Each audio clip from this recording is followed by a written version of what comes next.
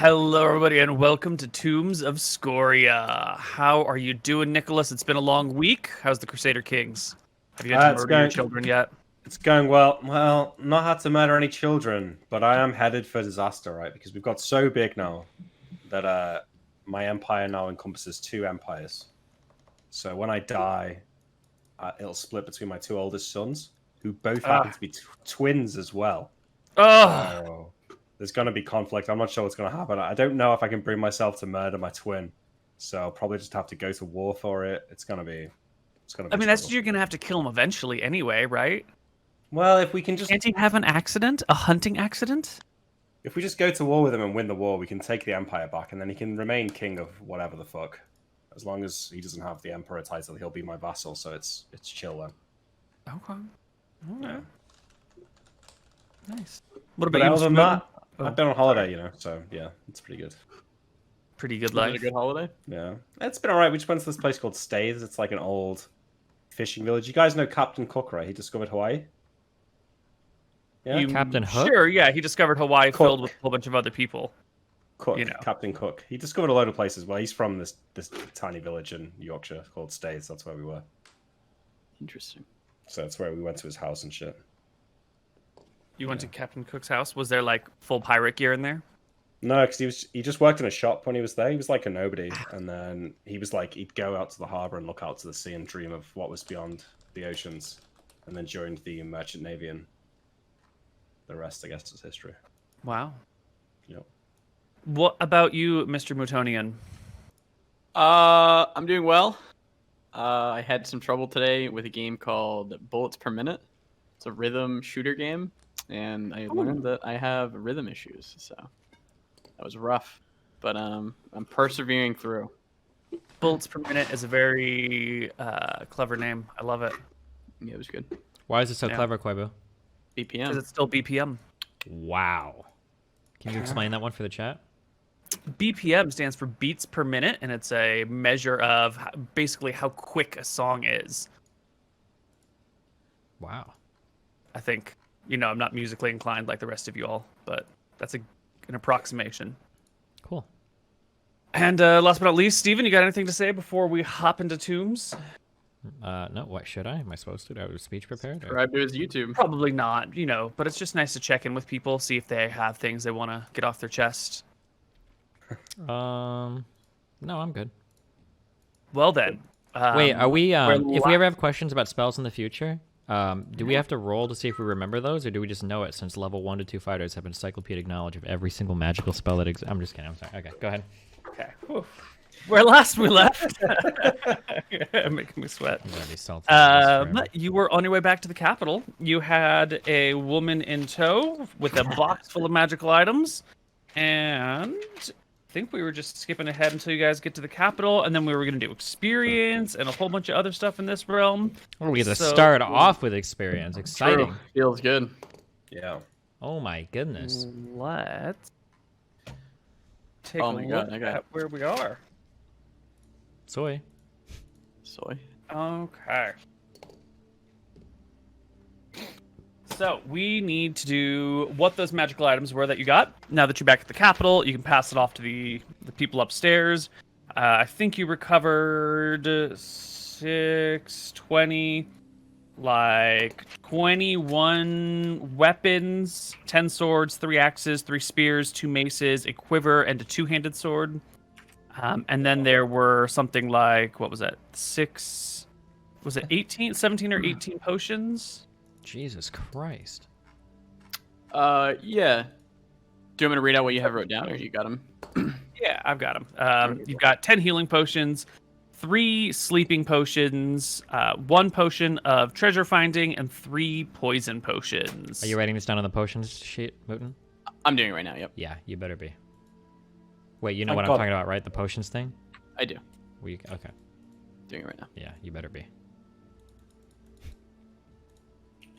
That is Anton's greatest skill, keeping track of our inventory. True.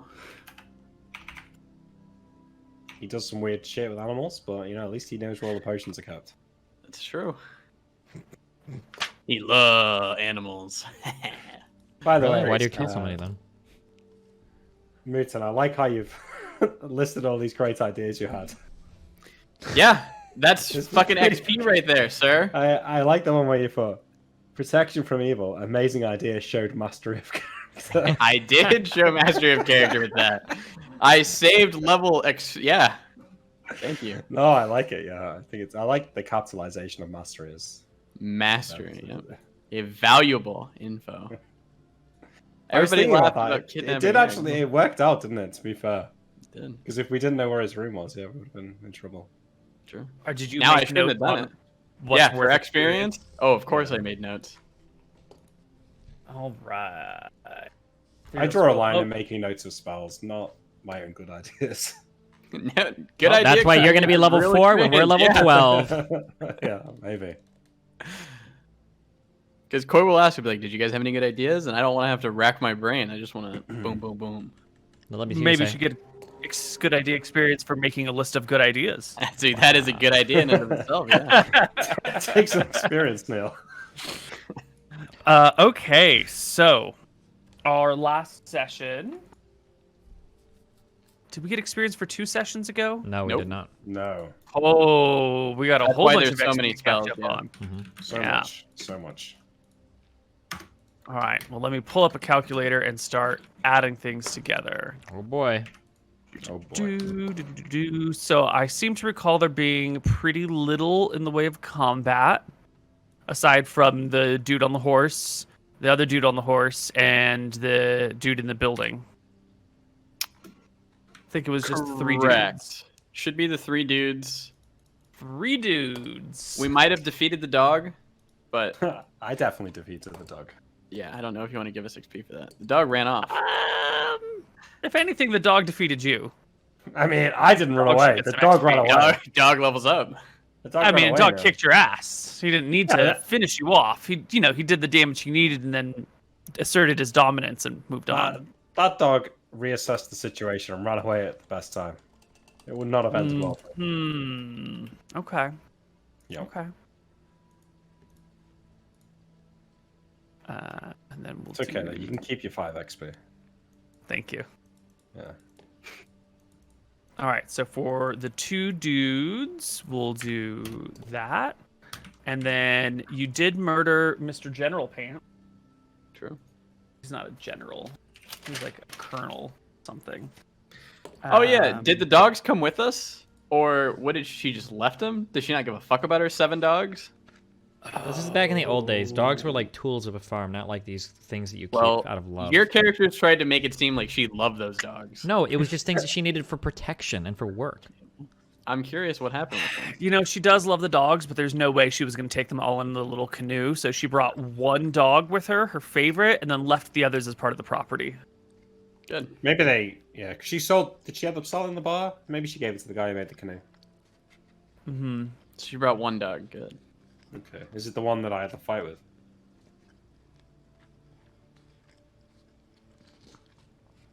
He's doing math. Yeah, he's doing I'm math. doing that. I'm sorry. It's calculated. Shame you didn't fight this dude. He had like plus 13 to hit, D10 plus 9 damage, plate mail, and a ring of protection. Would have been a Holy great battle. fuck. I told you that we couldn't fight that guy straight up. Holy fuck. He would have got held. He would have been fine. 7th level, so he gets 2 attacks per round. Jesus Christ, 7th level fighter? Yeah, he was a 7th level fighter. We would have got fucking smacked. we really got gang picked up. Holy shit. Yeah. Good thing we didn't run in and... Don't worry, there's silence. All they have is our physical attacks. Yeah, I didn't realize that he was gonna. I thought he'd be 5th level max. Max, yeah. Yeah. That's a pretty good guess. But no, he might have started his mission at 5th level, but by now he's 7th. Nah, by now he's dead, so... Yeah, he's Well, true. yeah, now he's dead. Where's the...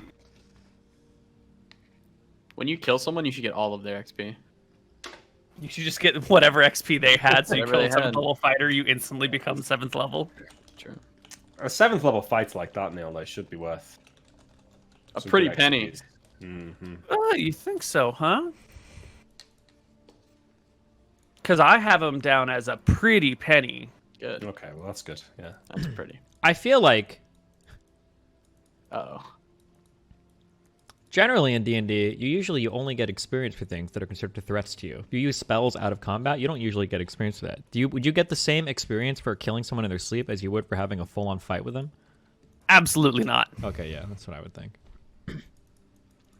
Nice one, Steven.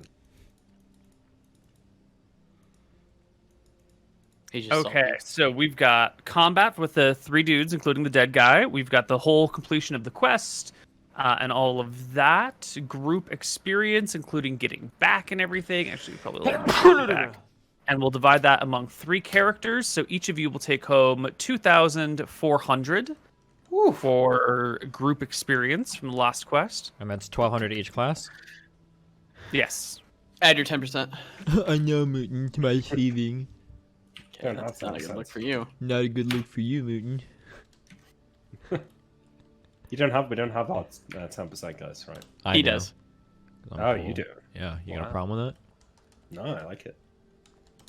Oh, you have gloves that give you extra dex, yeah? I have a cheat cloak that gives me extra Cloak. dex. Okay. Right. Right. Can you go over? Is there a stat cap in this game? Can you go over 20 with enough gear? Yeah. Yeah, I think so. With strength, I think you can, yeah. It gets a little wonky, but I don't see why you couldn't. Cool. Easier with dex than it is with strength. Really? Yeah, I because think you just strength wore it like the goes belt like, of the giant or whatever.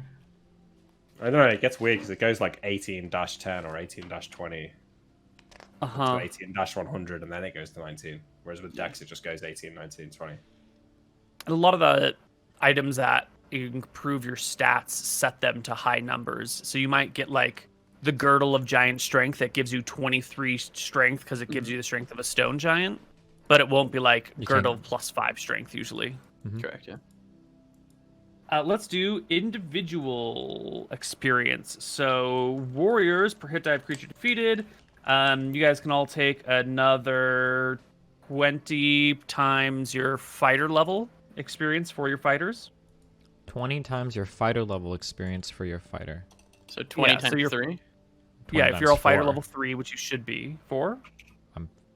Oh god. They're both 4, but I'm 3. Yeah. Okay. Yeah, I just didn't upgrade Idiot. the... So we get 80 more experience? 80 more experience for your fighter. Yes. And Mr. Priest, let's go through your list of powers. You got 4 naps, 1 hold person. Right, those do on the horse. That was the guy on the horse. Light spell, the W, speak with animals, 2 Light silence was on the spells. eyes. Yeah, that all makes sense. Take it. Okay. That's 1,000. Mm-hmm. And then For the the priest? ethos one, yeah. Your ethos, the dog stuff, the vengeance. Correct. I guess you did get vengeance on a person. True. Did we? Wait, what do you mean? Well, he was a little pissed at the woman, so he sort of like stole her dogs and kicked him and shit. It was pretty petty vengeance. So why don't we just give you another 100 experience for that? Cringe, bro. But that's fine. You know, every little bit counts. Mr. Wizard, how many spells did you cast over the last 2 sessions? Quite a few, Neil, this time. I'm catching up here. I cast, I learnt Mirror Image and Spider Climb. Okay. Mm-hmm. So that's worth 400. Mm-hmm. 200 each, yeah. Yeah. I cast Spider Climb once. That's worth 50. Yeah. Yeah. And then I cast Invisibility, Neil, 15 times. 15 times? So that's worth 1,500 experience. Holy shit. I'm not going to give you 15 invisibilities worth of XP. Why not? These are all high. These are dangerous. Yeah. Yeah, it's legit. I mean, I've cast no spells the 15? entire fucking campaign. Yeah. I agree. It's a all it's a 3 large of you number. guys 5 times? Okay, hold on. So you cast 3 invisibilities on you guys, plus 1 on the rat one time. Then you cast 3 invisibilities on yourself when you were going to actually attack it, and then you just ran out the back end.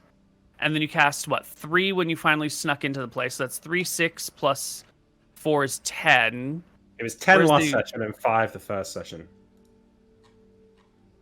So we scouted the place twice. So once with the rats, so that's 7. And then we were all invisible when we were scouting the road, so that's another 3. That's 10. Then there was the 3 when we went into the initial attempt. That's 13. And then when Wait, how is that different than the one before? because we did 2 Scout full twice. days. We did 2 full days of scouting, once including the rat. That's 7. Yeah. Okay. Then we did the It's day where we goddamn watched XP. the roads. That's another 3. That's 10. Oh, right, where you guys were all invisible on the roads. Okay. Yeah. Then it's we 10, did the and then initial 13. attempt where we got chased out. That's 13. And then the 16. final attempt where it was just Mutin and Destiny was another 2. That's That's 15. 15. All right, take them. That's what, 1,500 experience? Damn. Yes, it's- My man. Thank you very much. All right. So I level up both classes this time. Did anyone else level? Nope. Oh, Oh, wait, well can I then. get my XP? Oh, you haven't done that yet. Wait, do I get my XP now? Good ideas, XP. Yeah, let's do everyone's XP and then we'll do all the levels. So Okay. Priest, you got everything. I right? got. I had. Yeah, This is going many episodes back. I did have a successful climb on something. I don't remember what. Yeah, you climb the wall to break in. It might have been the wall to break. break in the window. Yeah. Assassinated the nose dude. I used move silently, detect noise, and pick locks all successfully. Oh, when we were in the ladies' tavern, when I snuck out at the night to go downstairs, remember? Yep. That's 4 abilities. I stole a spyglass. It was worth 500 gold from that Ponyman rider. And then I also stole all the things from the guy. So there was a 2-handed sword. He had a 2-handed sword and a ring, I believe. And then the chest full of weapons. I don't think you get Shiver Magic, right? There has to be. Really, it has to be something. There has to be Magic some items default. are like, well, yeah. So you get stuff for gold piece value of treasure obtained. The magical items are their own reward, but the other stuff will work out. Which is weird. You know, stealing a magic item doesn't give you XP, but like stealing someone's gold does. But the magic item is the reward. think I guess that's like how it'd be we- weird because imagine if you had like a jewel encrusted golden sword that was worth like 50 gold, and then it's like, damn, if I still get experience, but if it gets enchanted, fuck, now I get no experience. Right. There are some oddities to this game. But like, how do you value the GP of a magic weapon, right? It's sort of like infinite and priceless. I mean, We're about to find that out with our +1s. Okay, so we can give you 2, 4, 6, 800 for the thieving stuff. And then you stole a bunch of shit, and the spyglass was 500, did we say? 500 gold, yeah. You said I get 800 for my abilities? 1,000. So you should get 1,800 for your thief, is what I'm calculating. It's worth. Nice. 800. So 800 for abilities, and then 1,000 for the And- spyglass. Yep, 1,000 for the spyglass. Is there anything else I'm missing? What about the chest itself? Insignificant. That's not treasure. That's just a vessel with which to haul the treasure. Unbelievable. Fuck, that's all I can think of. Okay. Good idea, XP? Oh, right. You had some good ideas. So, Did. As you get further down the list, that's the worse the ideas get. But the top 3 are ones that I would argue over. The bottom 2, it gets further away from. using an etherealness scroll to get the items. Love it. Okay. Kidnapping Eric. That was pretty good. Protection from evil. The scroll. In What an did you use instant, that for? you had your wraith coming Oh, to right, fuck right, us. right. In an instant, I'm like, I'm protection from evil scroll. Steve screams. Yeah. It's a good thing you did that. You don't want to get level drained. Level drain is not fun. Yeah. For those of you that don't know, second edition has a mechanic called level drain where you literally just lose experience and go down levels and you can't return them. Wait, what do you mean you can't return them? Like you just get permanently deleveled by certain undead monsters, including vampires. Okay.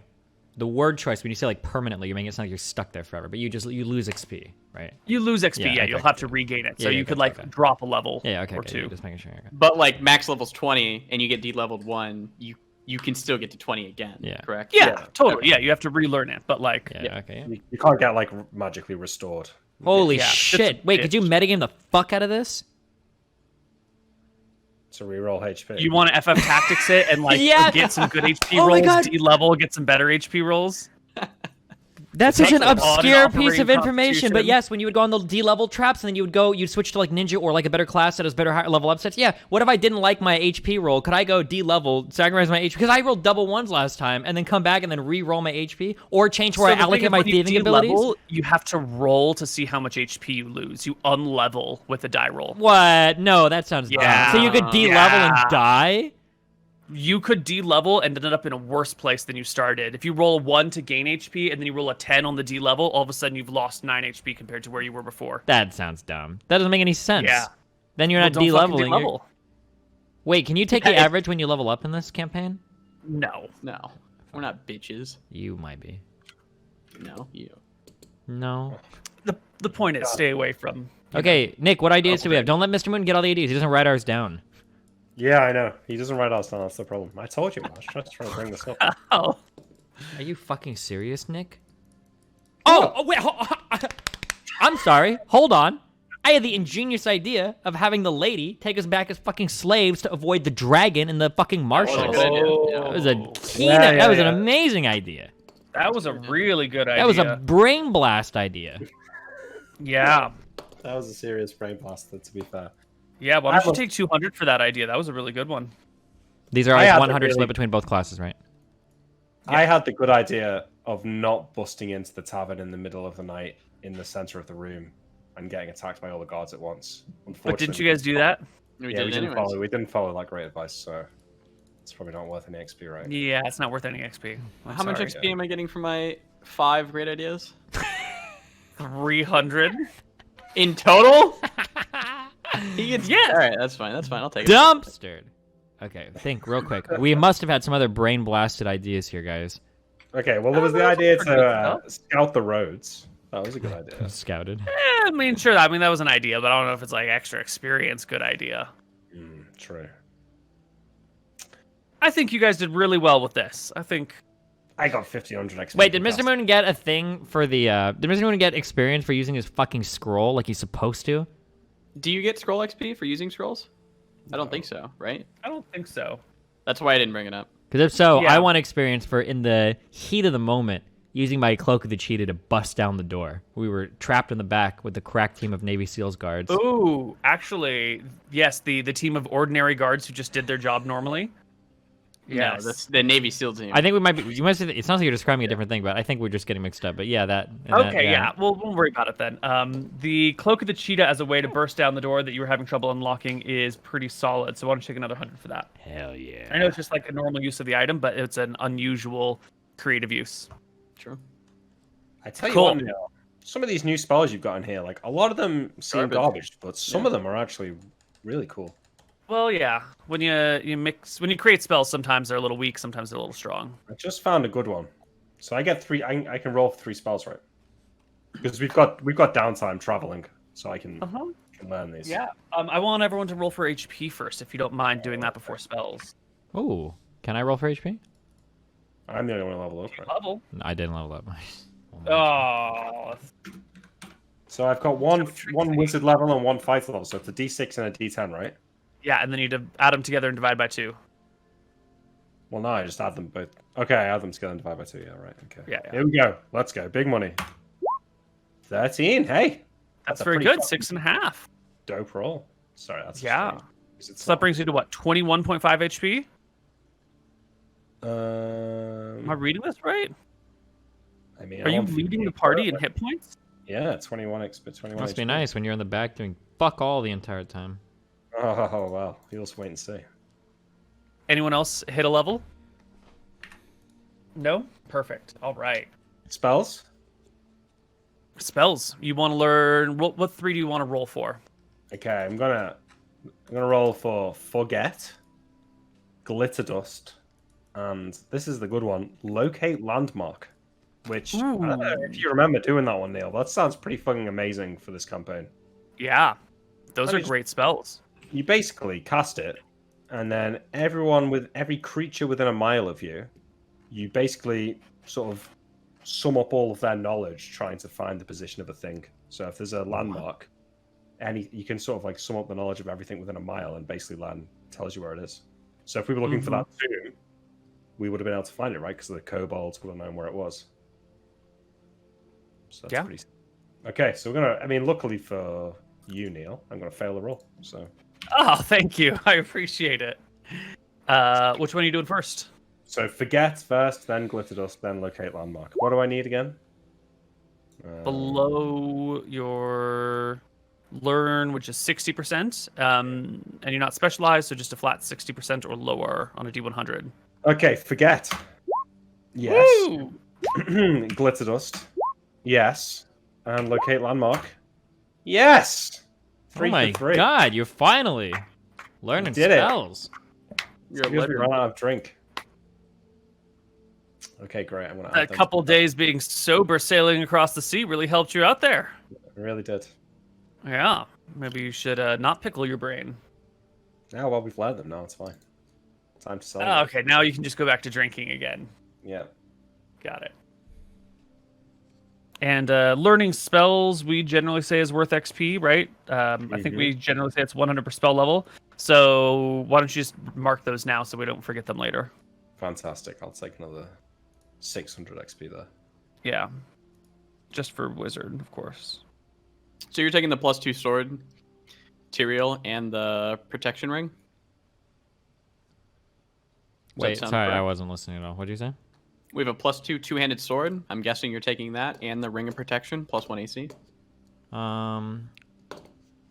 Unsafe. Yeah, hold on. Yes. Ring of protection? Yep. Hold on. Okay, hold on. I have a ring of fire resistance. I'm just going to put that in my bag, I guess. You can have 2 rings. I have a ring of petrification resistance as well. Oh. Okay, so boom. Hold on. Here. This was a Nick nice could level. also use the ring. No, But fuck Nick. Nick is Yeah. god tier I'm right right. now. Okay. Got 2 more spells per level as well. Okay, and then I think I have too many specializations right now in like one-handed shit. oh, okay. That using a two-handed even +2 is not good for me, I don't think. Sure. Sure. You can just keep it in storage for now. Someone mark down that you have it somewhere. Moon's got that. I will handle that. Wait, Ring of Protection gives +1 to your saves. Yes, AC and saves. We're going to have to manually remember the saving throw part of it. You can like mark it on your character sheet, but the saving throws get too complicated to try and automate. Oh god, okay. By a slew of +1s, how many do you mean? What? He Just read it for- out though. It's like 20, right? Was it 20, Neil? 20 what? Plus +1, one items. like weapons. I just need to know how many +1 oh, items. yeah, The yeah. specifics don't matter, just 20. number. Okay, 20, thank you. For my Ring of Protection, it has AC and magic. What do I put the 1 under? Magic. Oh, okay. If you put 2 magic rings on 1 finger, what happens? Try it.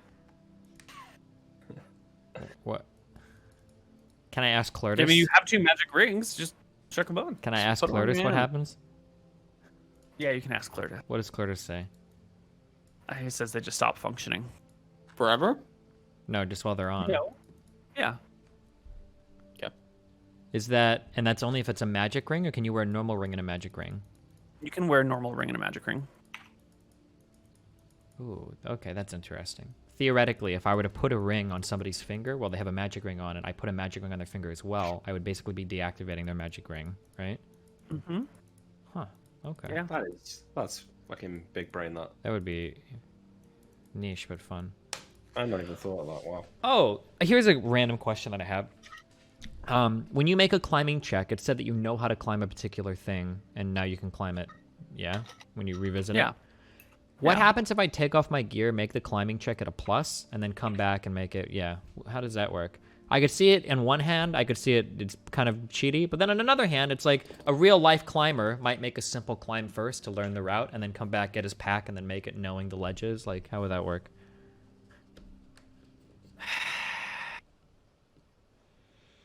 I think hopefully we would remember the roll that you made and see if that same roll would succeed with your new climbing check. I think is the desirable way to do it. You know, or maybe if you've already done it, but you can try it again. So what is your use case here? Like, you make a check with your Cloak of the Cheetah, and then you come back without your Cloak of the Cheetah and try and make it again? Oh, yeah, or something. Or, like, I think that... hold on, where am I? We've been a little bit... been a little bit loose with this. But, like, technically, I think I should be making my first climbs with no armor on. Because I think if you've got, like, light or heavy armor, it significantly changes the roll. Mm-hmm. Yeah. So, like, if I make it with no armor, then come back, put my armor on, can I make it again? So normally, if your circumstances for your check change, you make a new roll. So if you level up and you add points to your climb walls, you get to make a new roll on a wall that you've previously attempted. Mm-hmm. Putting armor on and off sort of work the same way, but that does get a little exploitive, where let's say you've got like a 70% chance without your armor. Mm-hmm. You can like try without your armor, and if that doesn't work, then you use your like 50% chance with your armor on, and somehow you make your roll worse, but you can still climb again, and that seems dumb to me. So I think you can try it again as long as your climb check is getting better, but not if it gets worse. Then you'd have to make another check if it gets worse. I don't know. That's also metagaming, because then in that case, I would be heavy, try to You make armor it, fail, first, then I yeah. do medium, try it, fail, then unarmored, try it. Right. Yeah. So the real answer is hopefully we won't have to navigate these problems, and when they do, we'll come up with something fair on the spot. Gotcha. Sounds rather than good. Trying to figure it out. All right, I look forward to arguing over each and every one. All right. Thank you. Wait, I guess- do we get weapon proficiencies at level 4 as a fighter? Yes. No. Every 3 levels as a fighter. No, yeah. Cringe, We bro. don't.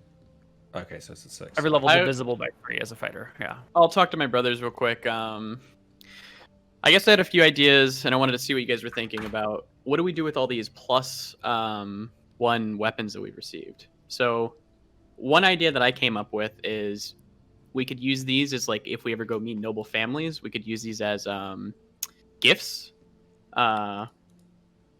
So we come in, we gift them a +1 or +2 sword, or a +1 sword, or maybe 2 of them. And they would look highly on us. As opposed to what?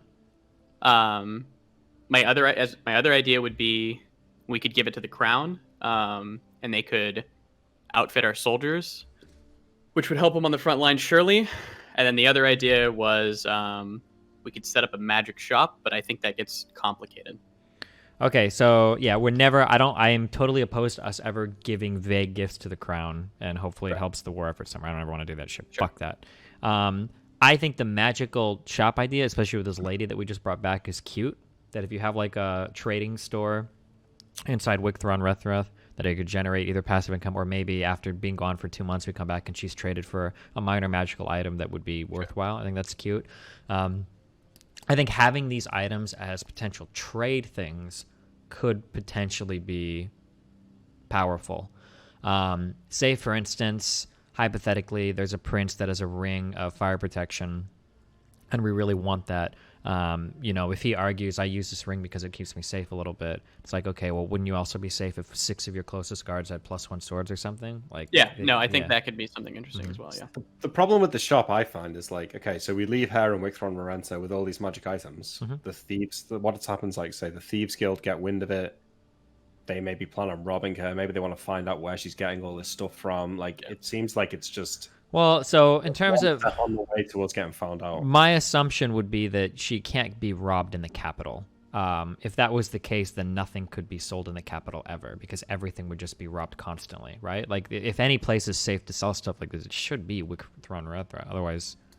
I mean, I don't know about that, right? I mean, stuff gets robbed in capital cities all the time in real life. Like, the So Thieves these Guild are like... is a thing in Wicthron Marenta. Yeah. There's no crime in Washington, D.C. It's fine. First of all, DC is absolutely not the safest place. But if we were to compare, we were gonna compare like DC to like the White House. Like, the White House is probably pretty locked down, right? I mean, if you want to sell things in the castle itself, that's a little different than in the capital, but that's also a little bit Unreasonable to ask for? I also Actually, just wait. think that- Actually, that's actually even if Sort we of did hold that complicated. analogy true in DC, I doubt that like cars are being stolen from dealerships, or like these high ticket items are being stolen like all the time. No, but like if there's an invaluable if there's like an invaluable gem in DC, it's obviously going to have a chance of being stolen versus. I also just think that the other option of trading it when we need to get something that we would otherwise struggle to get is a really good. Yeah, I think potentially. I think there's a lot of leverage there. Yeah. So we have we currently have 21. So we have 21 plus 1 swords. Yeah, plus 1 items. Yeah, plus 1 weapon. Sorry. Oh, okay. So we could give the chick 3 and see what happens with that. Oh, I'm sorry. That's a cute idea. I don't think we should actually do it. I think we should just fuck her, let her do her own shit. So then I think that we should have some aside for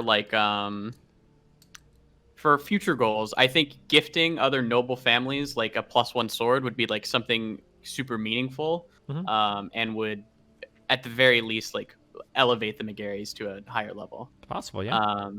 So I think we should at least keep a few of those for gifting. Yeah, we should actually put 4 or 5 in the carriage.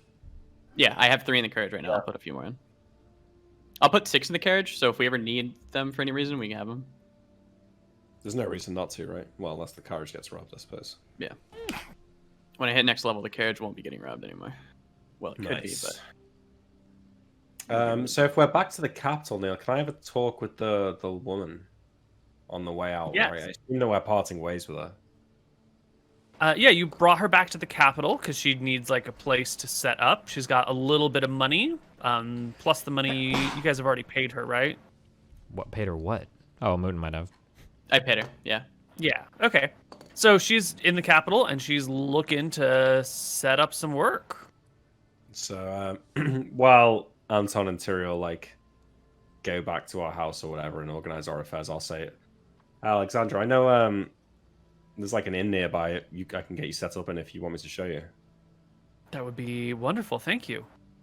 So I'll sort of walk towards this inn with make sort of weird, slightly awkward small talk like we've been doing on this boat for a while, and I'm eyeing her suspiciously when she's not looking. And when we get to the inn, I'll just walk slightly down the side alley, not all the way down, but just so we're slightly private, away from the hustle and bustle of the street. Yeah. Is everything okay? I look at her. I'll reach into my shirt and pull out the ESP amulet and say, who are you? Well, Imric, I think we've gotten to know each other a little bit over the last couple of weeks sailing together. Yeah, but I don't think you've told us who you actually are. You know what this is? She shakes her head. Lets me read people's thoughts. That's a dastardly item. Yeah, well, I mean, I don't think that's what we're talking about right now. I heard you speaking to someone about me and my brothers. I'm just wondering what your deal is. Because you're not who you made out you are. I am exactly who I made out that I am. But people are complicated creatures. And just like you, I have my own complications. If you've read my mind, then you know who I am. And I've brought you here, and you know you can trust me. Listen, I didn't make a habit of it. I wasn't reading your mind this whole time. We were just wanted to make sure that you weren't going to betray us when we got to... If I wanted to betray you, I could have sold you into slavery in Valara. That's what I'm saying. I was reading your a broken boat. I was reading your mind ahead of that to make sure that you weren't going to sell us into slavery in Valara. So I do trust you. I just thought maybe you'd want to give up a bit more information about why you were talking to him.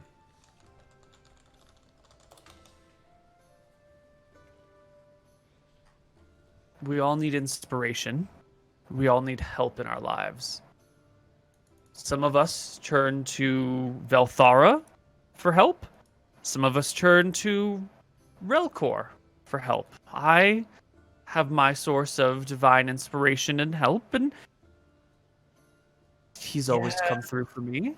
Sure, I get that, but it kind of sounded like he was talking to you about us directly, which, look, I'm not the most doing something in exchange. I'm not the most religious man in the world, but my prayers have never been answered so directly as that. Well, maybe you should learn a little faith. Okay. Well, look. I mean, I'm glad that you're on our side here, and if you feel like talking again sometime, you know, you wanna Perhaps just we shouldn't be going to a tavern. Perhaps we should be going to a temple. look. If your prayers have never been answered, maybe you just need a little help praying. I Has put your my brother never helped you? I put my faith in other matters. My brother is his own thing. He follows his faith in strange ways. I tend to put my belief in myself rather than in the guys upstairs, if you know what I mean. But look, I'm not denying that there's power in it, and I'm sure our paths will cross again. You know, everyone gets all upset the moment you mention the god of chaos. It's, Yeah. you know, it's bigotry and prejudgments like this that really cause a lot of problems in the world. You should open your heart to all of the deities, for they've created us. Yeah. No, that's a good point. Well, I'll think about it. I'm glad that you're here anyway. I'm sure, you know, I sometimes drink in that tavern over there, so, you know, maybe I'll see you in there sometime. She looks a little flummoxed, like she's been, you know, dating someone, and then all of a sudden he's like, "Look, maybe I'll just see you in that." There's some emotions playing across her face, and she's, "Oh, well then, I guess this is goodbye." Oh, goodbye. Farewell. Well, give Tyrael my regards. I will do, of course. Nice to meet you, Alexandra, and thanks so much for escorting us through Matava. Thank you too. And she heads off. Whew. All right, I walk off the alley and walk back to the house. Bust in through the doors. All right, how you guys getting on? You packed everything away? Where are you putting all those swords? Don't worry. I've handled the inventory management this time. Now that Tyrael has given me the task, it has gone by swimmingly. We're going to keep 6 in the carriage and 16 at home. It seems little Anton here is at home the most when he's dealing with inanimate objects and animals. So he stashed the swords. We've put everything else inside. Little brother, what are we doing with all these potions we have now in our possession? We've got so many. Well, I think we should split up the healing potions, right? Always good to have those on hand. Yeah, I think you should all have a few healing potions on you. Maybe, yeah. I'm holding 3 at the moment, so I'm holding 1, so I'll grab 2 more. cringe, bro. Yeah, I've only got 1 as well, so I'll take another 2 more. Okay, so let's take 4 off the party sheet. 3 should be enough for us to carry at any one time, I reckon. Yeah, it should be fine. What other do we get? Poison? I feel like it's worth Tyrael keeping some poison on him. Yeah, I would keep just the poisons and the sleeping potions if we can inside the bag of holding. Yeah. This bag of holding. We didn't use any more candles, did we? No. Okay, because I've got about 45.5 pounds of candles still in the... Let's move some of the shit ones out that we won't need for a while. Nick, roll me 3d2. Oh, he's gonna die. Oh, by the way, Neil, the magical quiver, what does it do? Infinite arrows. Wait, what the Just normal- fuck? Normal arrows, right? Just regular, everyday arrows. Can I have that, But- guy, since I used the bow? Or do Wait, how many of those did we get? Just one. One. Was it one? Can this be a business? What? Can you pull arrows out and sell them forever? No, the arrows will not. It does not create an arrow that stays permanently. How long You'll do they draw last? the arrow, noose it, launch it. Once it hits its target, it'll fade from existence. If anyone else wants it, that's fine, because I've got spells, but I feel like I've used a bow a few times. Yeah, go Wait, for it. this is cool as well. What? You notch an arrow, you hit someone, you launch it at night, you hit them. They don't know what they're getting hit by. There's no arrows in them. They're just hurting. Useful. Remember that. Quiver. Fantastic. Wow, what is this thing? I reach into it and like pull an arrow out.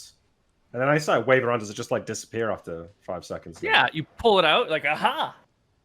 Look at this. And then after a little while, it just like flickers and then vanishes. This is quite the trick. I guess I have that conversation with it. Maybe we could sell these. I start like placing them down on the table. Like, look, there's like 5, 6. Oh, they start disappearing. Oh, Yeah, they start just vanishing on you. Okay, well, it's still useful, I suppose. Oh, real quick, so- Koibu, can I just wear like up to 10 rings, but any ring that's beneath the first 2 are just going to be non-activated? So that like if I want to trade out a ring, like could I have a ring on my middle finger and swap it with the one on my ring finger? So wear non-magical rings on, or wear magical rings on other fingers, so Yeah. you can just quickly change. Mm-hmm. Yeah. okay, Totally. cool. All right, just for gotcha. So I'm stating it now. In the future, then whatever rings the first 2 listed are going to be the ones that are currently worn. Let me take a look at your character sheet so I can understand. The first 2 listed here on your on section. Yeah. Wait, what happened? Why doesn't it say ring of protection now? Wait, what is going on? Oh, wait, I put that under my combat. I'm sorry. Jesus, hold on one second. So, hold on, let me... Okay, so it should be updated now. So, like, the first 2 rings I've got on that sheet are the ones I'm wearing, and then the other one is just on another finger. Yeah. So it makes it look like you've... Okay, there you go. Yeah. Hopefully it's good. All right. Cool. Do you want to get... You guys said you wanted to get rid of some of the candles? You should probably leave a few of them at home, right? We have 10 white candles. Probably won't need 10. Maybe we'll need 4.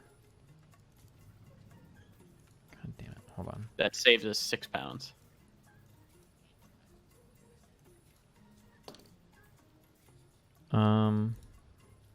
Candles, boom, boom, coin purse, boom, boom. Do we ever need a spyglass for anything? Do you have one, Nick?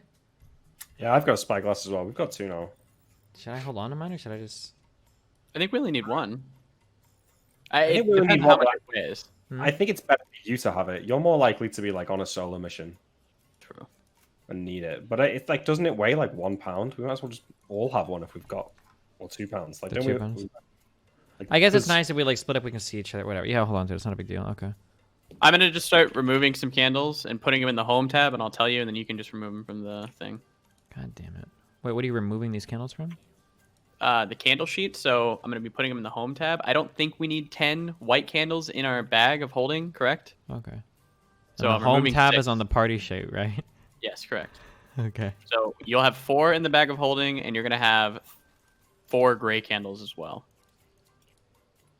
Just tell me the total number of candles you're removing, and I'll subtract the weight. So right now we have 11 11 what?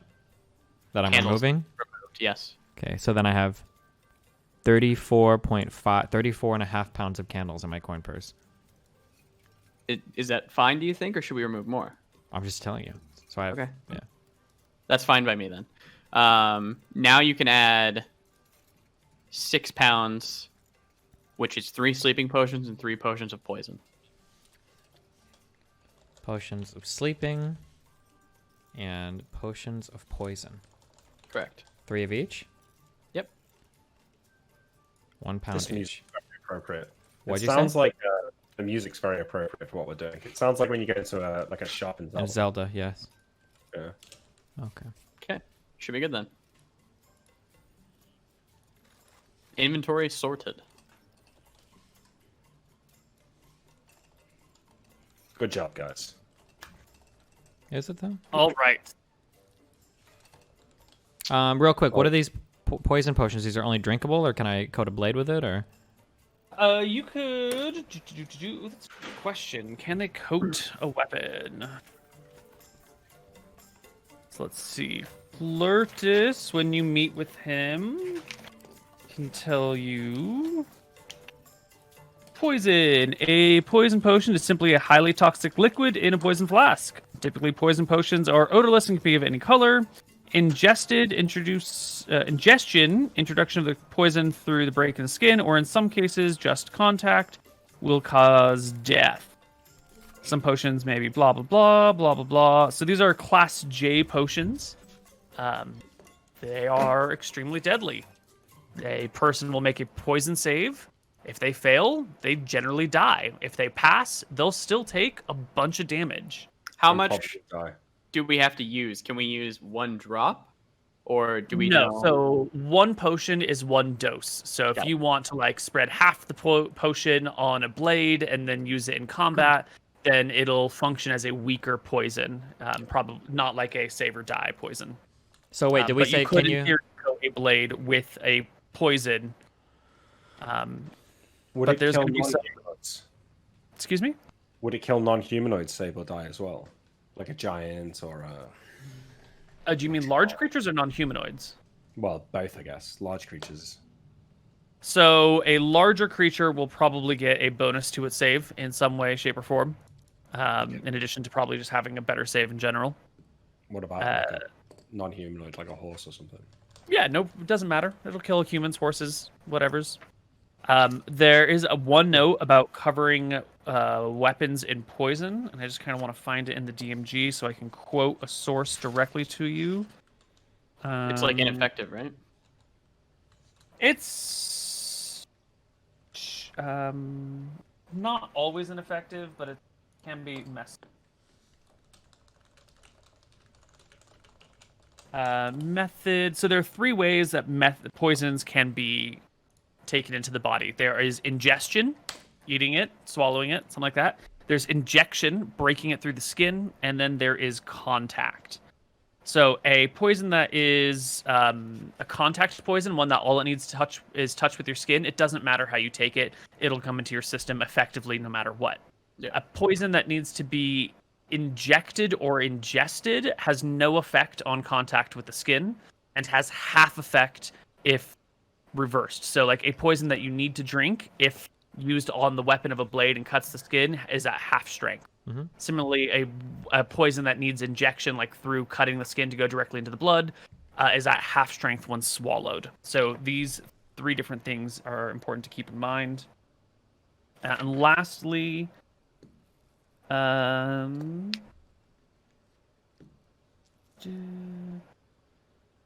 injected or ingested poisons have half their normal effect if administered in the opposite manner, resulting in the save damage being applied if the saving throw has failed, and no damage occurring if the saving throw was made. There was something about putting it on blades.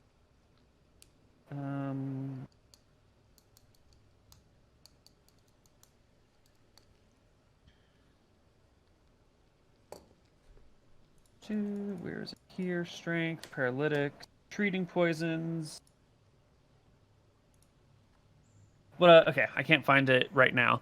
But the ruling is when you coat a weapon in poison, it's really only useful for that one attack. If you put poison on your blade and you're swinging it around and you make like a couple blows and miss, by the time you actually hit someone, a lot of the poison is just gonna have run off the blade or been like swiped off on your failed attacks. So if you're gonna coat a weapon in poison, it only works for the very next attack with that weapon. And if you miss, it's done. If you miss, then it's going to consider to have like fallen off enough that we're not. Mhm. It's just going to be negligible. Yeah, that's fine. Cool. And then sleeping potion, is this like the fucking 10 to 14 days or something, or which?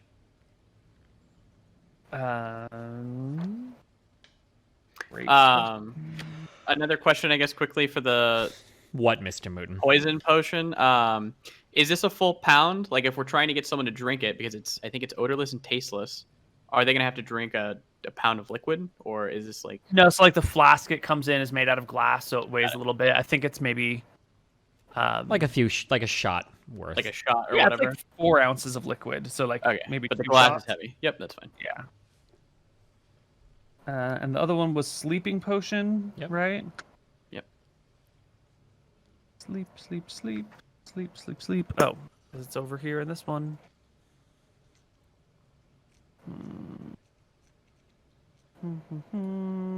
Potions. Sleep. Yes, 2d10 plus 5 days.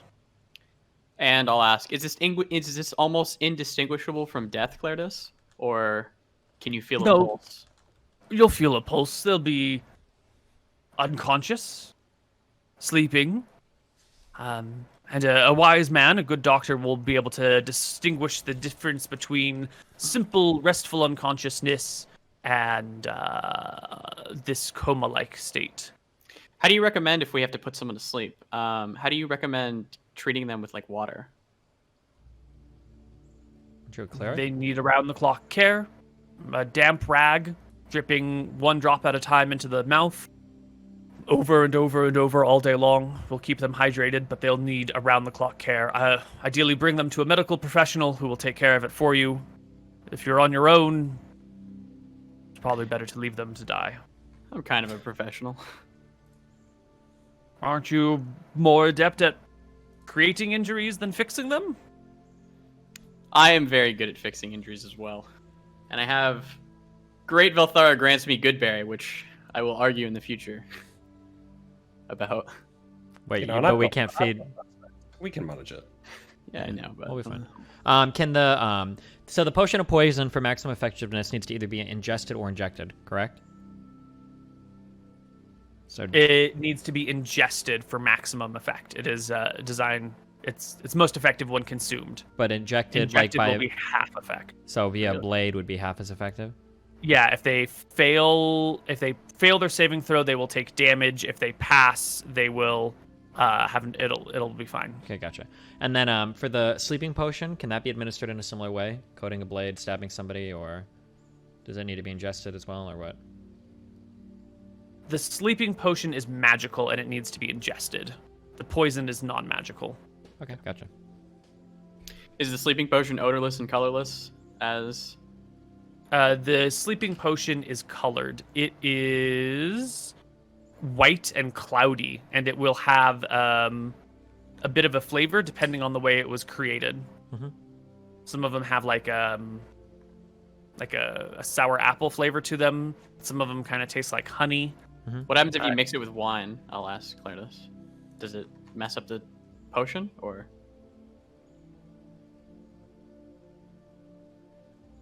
Most potions need to be consumed quite quickly from opening.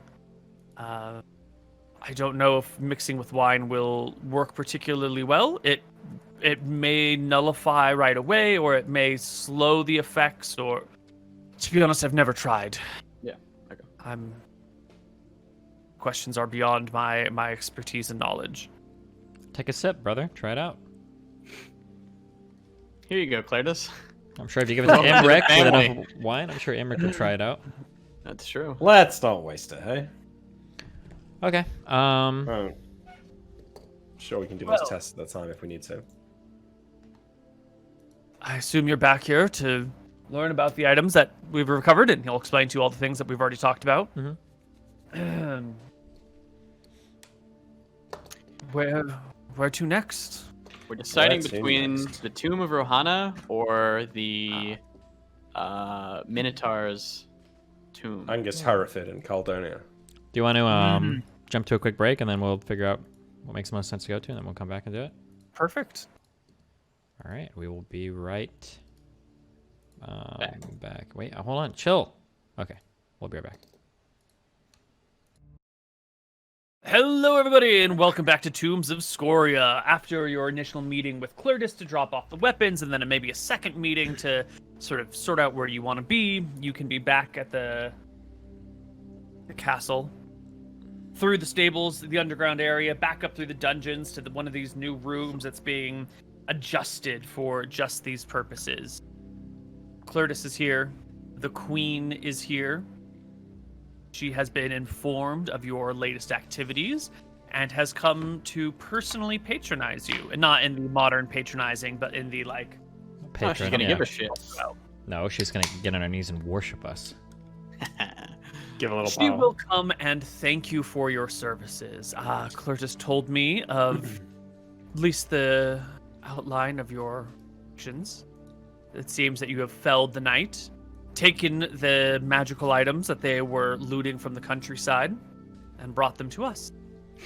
For yourselves, for your quest of utmost importance. Nay, for the kingdom. I want to tell you, I'm very proud of the three of you thus far. You have achieved more than I had expected of you in a far quicker time. Thank you, Auntie. That is fantastic to hear. Thank you. Of course. I am quite Now- proud of it also. Please, speak with Curtis. Consider me a fly on the wall in this room. And she will adjust to a more comfortable position in a nice, comfy chair while the four of you chat. Cletus, we were thinking of maybe going down south across the ocean to that island near Caledonia. Didn't you say there was a minotaur or something like that? Do you have any more information on it? Well, yes. It is definitely a minotaur's lair, frozen in the Lair ice. or grave? Lair or grave? Grave. Long dead minotaur. Long dead minotaur.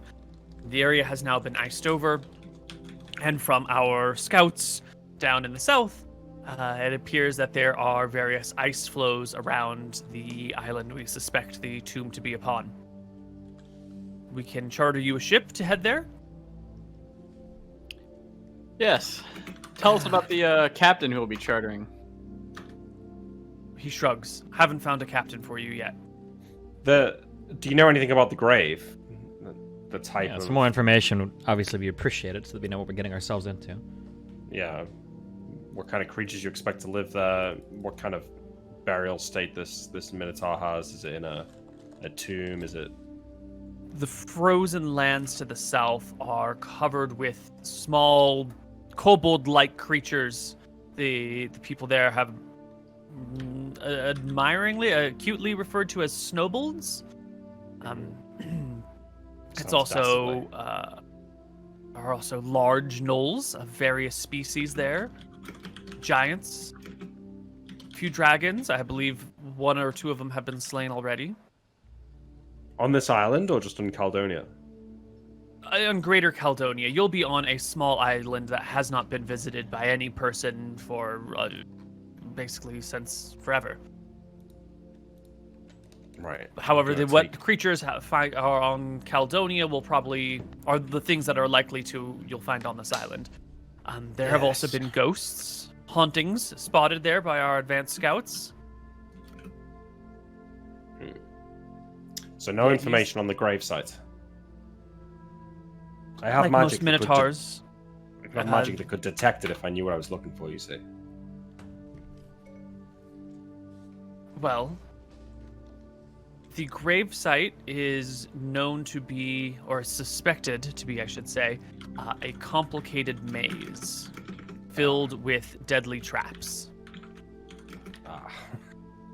The area around the tomb is on an island, which probably has plenty of natural creatures.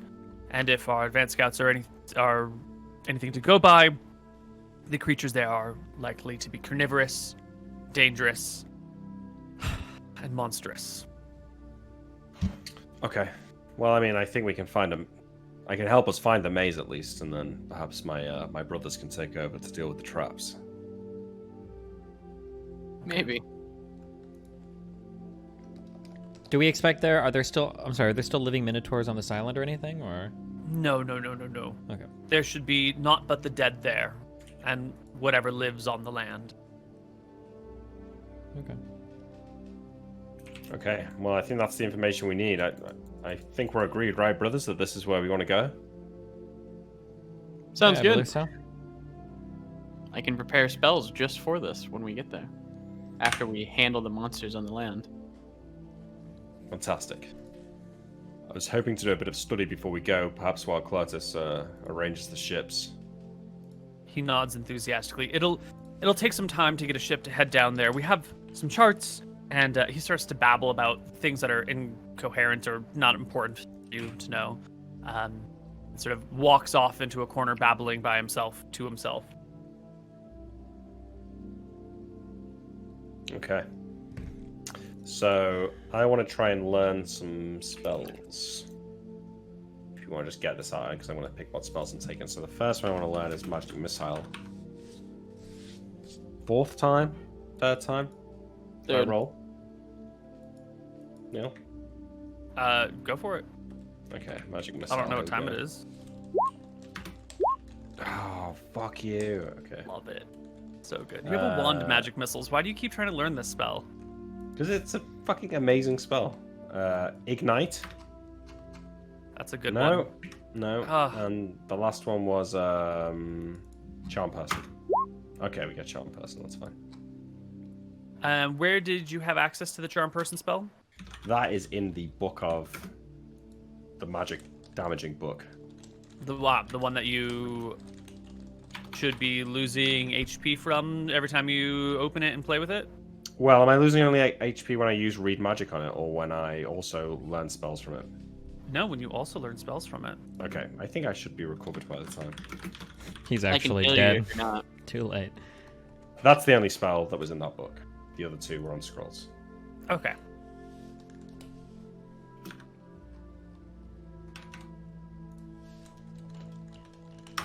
Okay. Alright, I'm ready when you guys are. I'm going to list my spells here.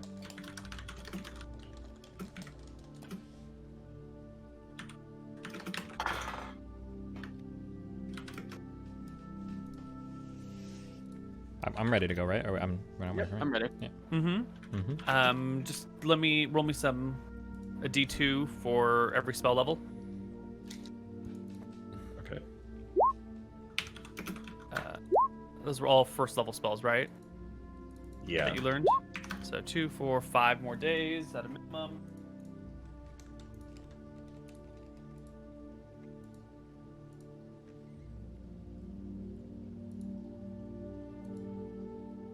Okay. Is there anything else you guys need to do in town? You've learned a week's worth of spells, a week and a half's worth of spells. You've said goodbye to Alexandra. What is she? What are her plans? Fucking dropped her off at a church, a tavern, and said, "See you later." Damn. I spoke to her.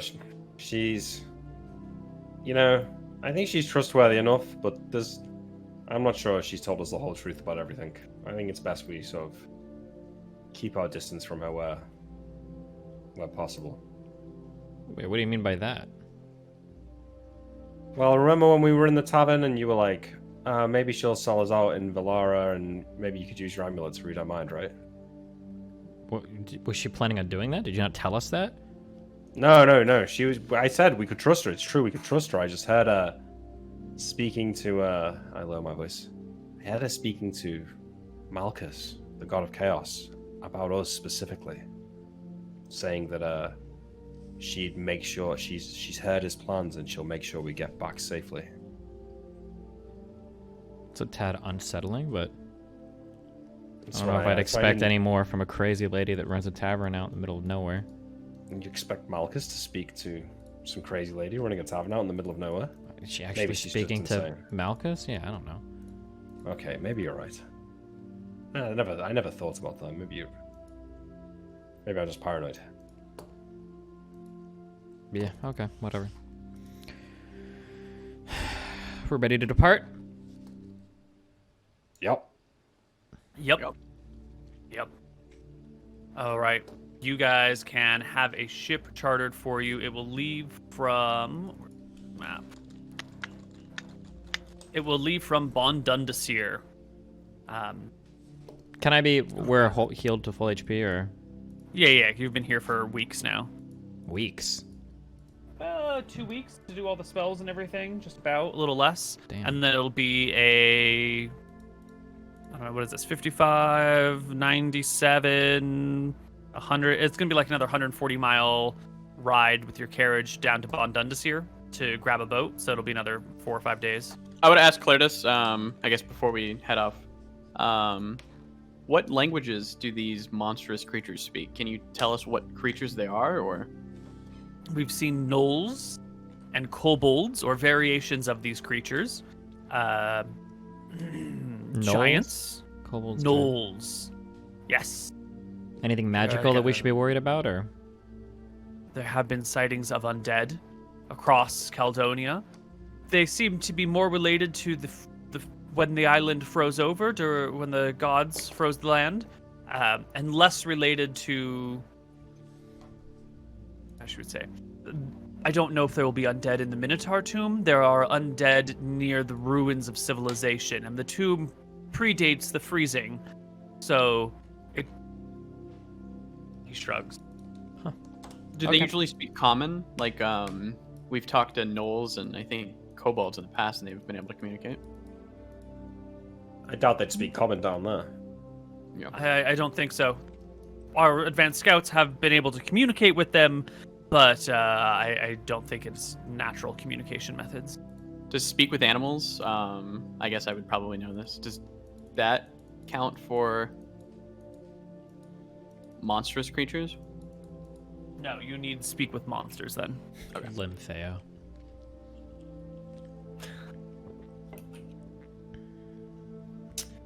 Neil, I could have been learning these spells in the carriage on the way back to the capital and on the way back down to Bondon. No, you can't learn the spells.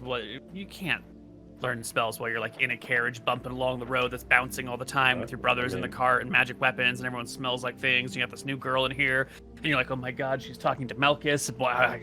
There's no way you can focus. Sure.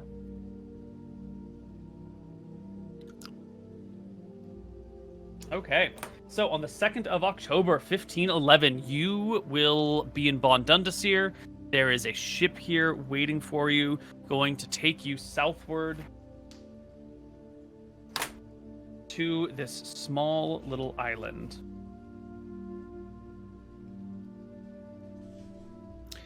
All right. Last Hope you don't chance get for seasick. supply. Oh, you're going to need some cold weather gear, probably. You guys are going to need, like, some winter clothing. It's going to be Lame. fucking freezing down there. Maybe. Maybe. Yeah. Everyone's got the Lavender. least going to need, like a 5-pound winter coat. I have Endure Heat and Cold, which we can use at some point, but it doesn't last an amazing amount of time. Yeah, you're not going to be able to do that day after day, right? Well, Neil, No, can you probably explain not. to us what happens if we don't have cold gear? Yeah, you'll probably freeze to death. Oh, okay. Yeah. Not You'll take increasing penalties to movement and combat until you just stop moving altogether. And stop moving, you die. Okay. Are we specifically putting all these things on our character sheet?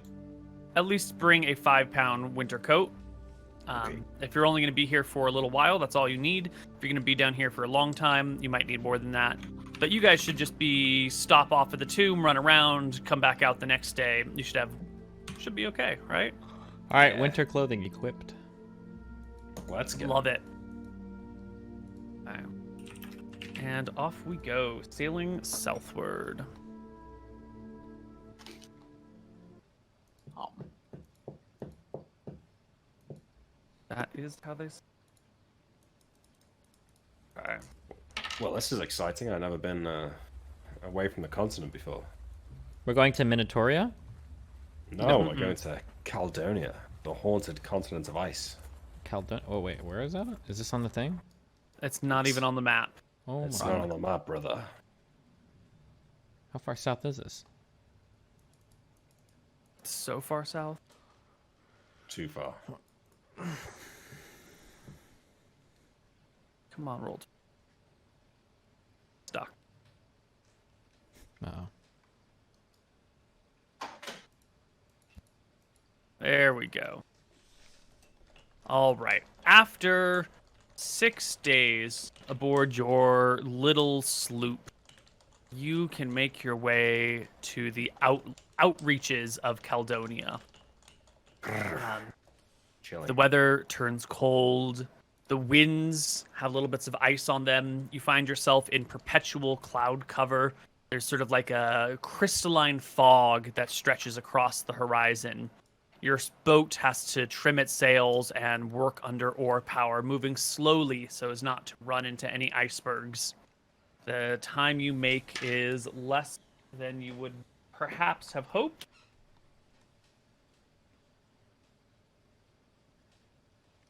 When one day you guys wake up to the boat laying fairly still in the water, rocking back and forth, and coming onto deck, you can see that you are stuck in some sort of ice flow here.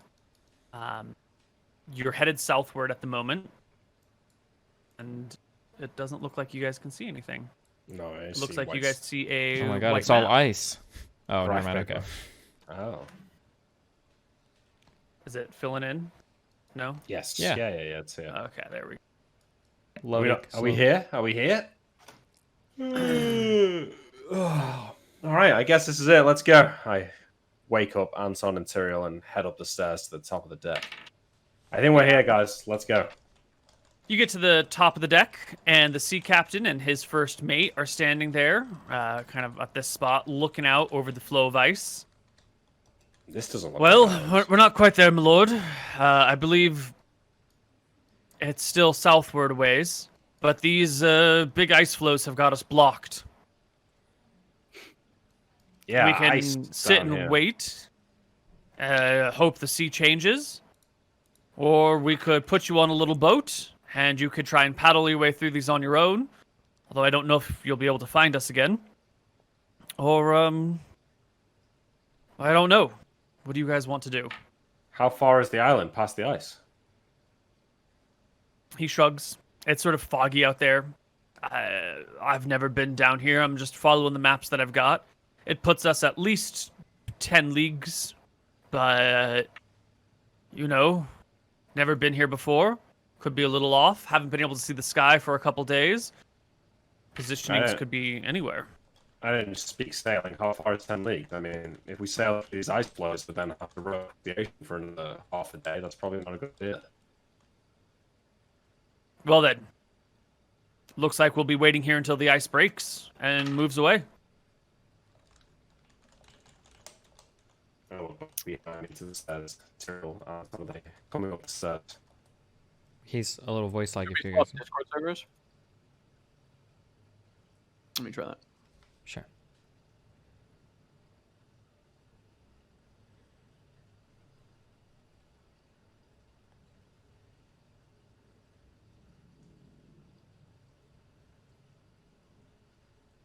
Hello? Oh, nice. MrMouton killed the whole stream, guys. Way to go. We're completely ruined. Oh, wait. Hello?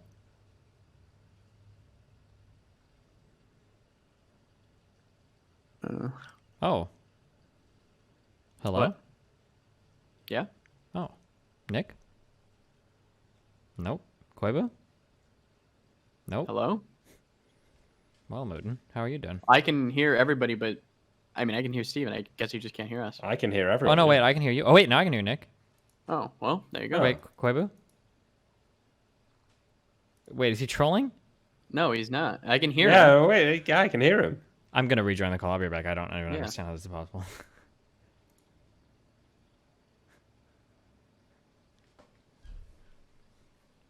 It's called out here. Communication. Wait, I'm not lagging, right? Is my stream lagging?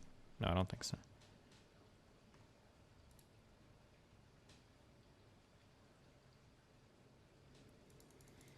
Space. Yeah, Ah. I see it now. Wait, hello? Yeah? Hi. Yeah. Okay. But Okay. you've been banned off Discord then. Good Steven. one, yeah. We all good? Yeah. I do not have any spells. I don't think that can help us with this. Yeah, me neither. So I guess we wait then, because I don't know about you two, but I don't fancy sailing through all this only to find that there's another 10 miles of ocean on the other side. Yeah. Wait, you don't fancy sailing through it or walking through it? No, the captain here suggested we could take a rowboat and try and make our way through the ice ourselves, but he doesn't know for certain that the island's on the other side, so we could get through and then just be stranded there. Couldn't we just row our way back?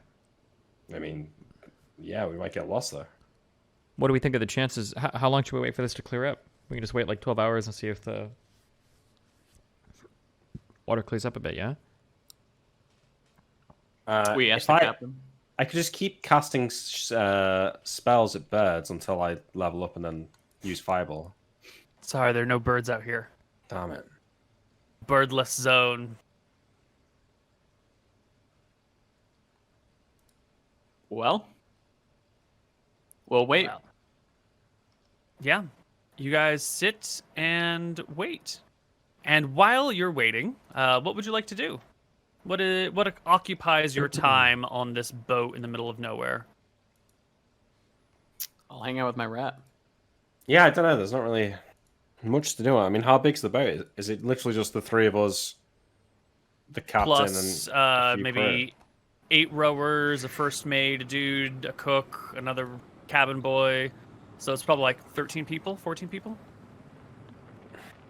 crew? I mean, I could read my spell book, but it's kind of dangerous, given that we might have to go at any time. Sure. Well, they'll keep one guy up on top to keep a watch out for things, make sure no one floats anywhere inappropriately. Everyone else can hang out downstairs, and that's when you hear a cry coming from the top deck. What? Help! There's something in the water! Come quick! There's something in the water! Let's go. I'll rush Yeah, upstairs. we run upstairs. Yeah, you guys can pop out on the top deck and look around, and sure enough, there's something in the water. It looks like a seal that's just sort of bopping along next to the boat. You guys can all take a look on the other side. Are we scared of seals now? Probably not. This guy started shouting. He saw a weird thing in the water, and as you all come up and it appears to be a seal, there's sort of a low chuckle going through the people. They begin to descend the stairs back down into the boat when one of these seals sort of does this weird leaping thing where it like swims towards the surface, but then as it breaches the water, it shifts and changes and takes the form of a humanoid gnoll who reaches the top, the railing of the ship. And I think you guys are surprised, but I'll roll a die anyway. Yeah, a 4 is definitely going to be surprised that a seal has turned into some sort of gnoll and is beginning to pull itself up on deck with you guys. And with this, we can roll into initiative. Because this gnoll is very clearly not a friend. And as the water splashes, you can see more of these creatures arriving at the sides of the boat. So take your character and let's roll some initiative. I'm putting myself to full HP because I would have been by now. Cringe. Yes, everyone should be full HP.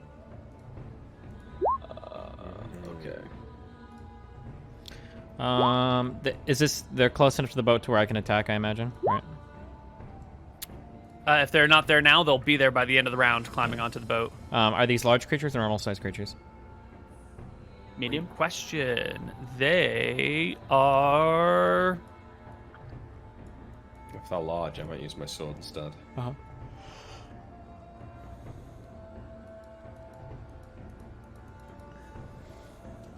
Gnolls are size large. Ooh.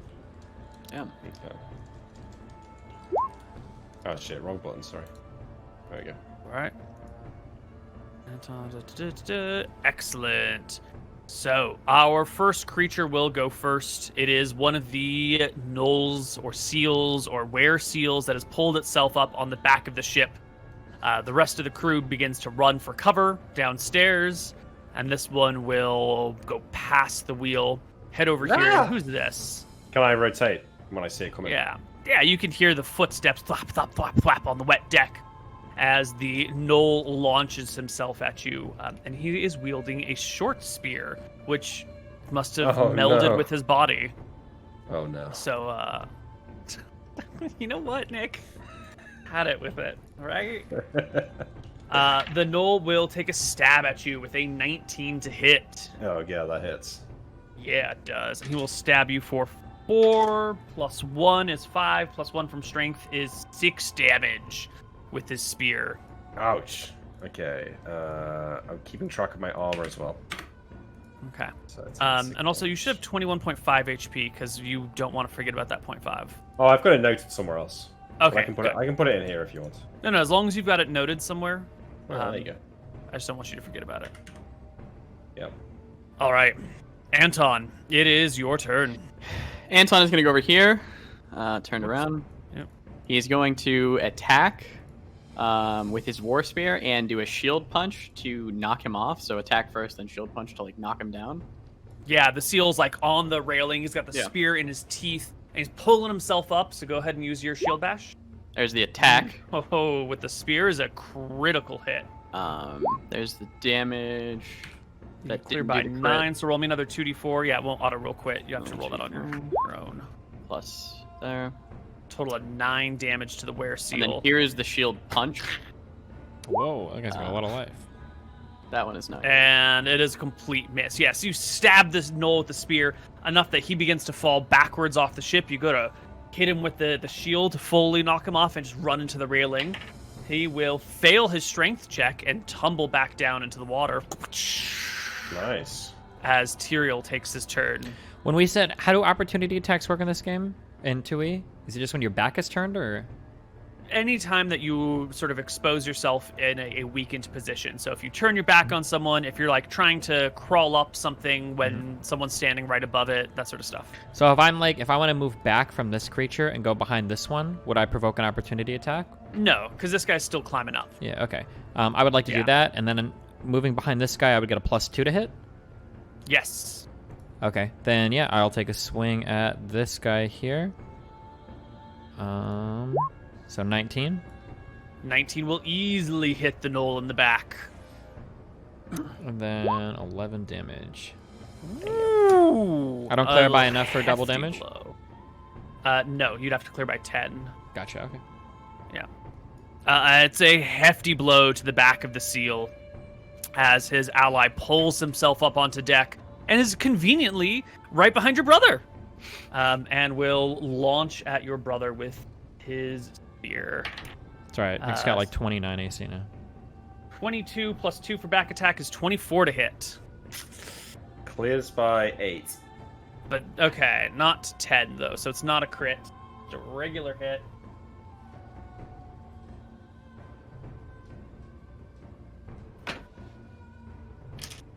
For 5 damage total.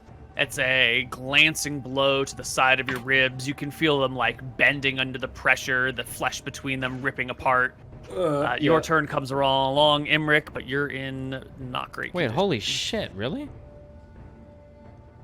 What? I didn't realize you took so much damage. Never mind. Yeah. Good thing he's got high HP. Okay, I will take my attack then on this knoll in front of me. The one up the stairs? Yeah, the one where I saw the traffic down here. So, longsword versus large. Just hold +1 to damage for being... +1 to hit and damage for being magic, right? Mhm. 17.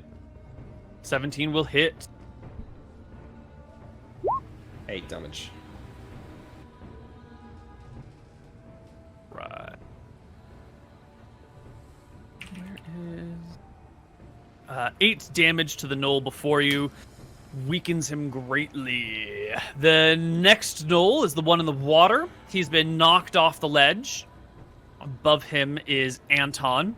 And the knoll will just transform back into a seal and disappear beneath the waves. See ya. And we can roll initiative for the next round. Oof.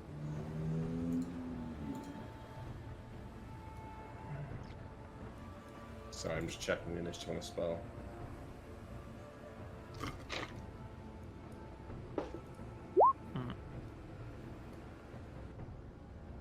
Okay, so this works.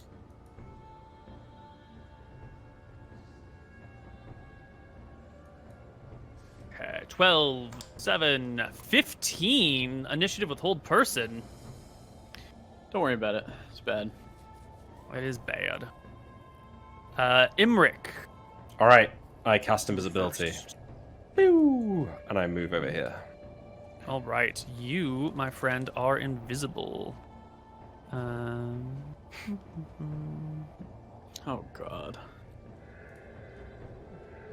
Should be Here fine. you are, hidden and invisible. Whoosh. Thank you. The next one up is the Knoll, who sees you disappear in front of him and is going to make attacks in your square, wildly thrashing about with his spear, trying to find you and kill you. But you were not there to be found. Tyrael. Wait, which one was thrashing about? The one behind him? Yeah. Gotcha. Yeah. So this one is He's now just in facing this me, right? spot now. Yeah, this one has, now that that one's invisible, is going to have turned to face you. Well, I don't know, his brother's slashing around over here. He'll at least put his back to the back of the ship, so you'll be on his flank. It'll be a +1 instead of a +2 bonus to hit. Gotcha. Am I missing anything from my 2-hit calculations? Like, am I supposed to be getting a +2 hit for my fighter levels or anything? Yeah, that's in the from level in the upper right-hand corner. From level, hit adjust. So you get 3 from level, then you are You get +1 from your magic weapon. Gotcha. Should be about right. +4 to hit. Okay, I understand. I have to drop my bag for that though, right? If I'm Yes. heavy encumbrance, Yes. it severely impacts. Yeah. Okay. Gotcha. Yeah, you're fucked. Yeah. Okay. Yeah, Gotcha. All right. I will take a swing at this guy then. We've already rolled initiative, so my attack 23. 23 Nice. will clear. You get a +1 for flanking attack, right? Yep. So it's a 24, which will clear by 10 for a double crit. Roll me 3 times damage dice.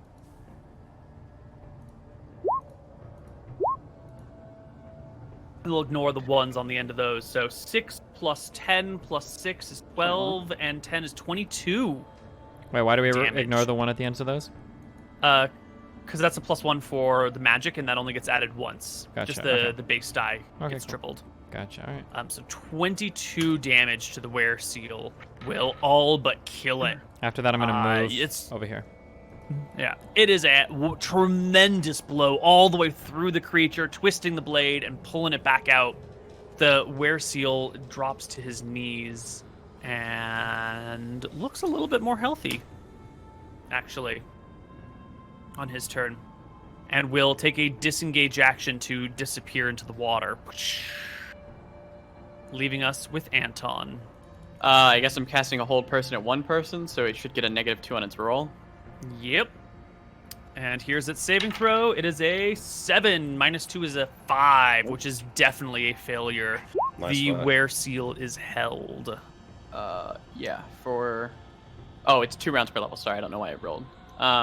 Yep, so it'll be for fucking 8 rounds. It'll be held. Mm-hmm. All right.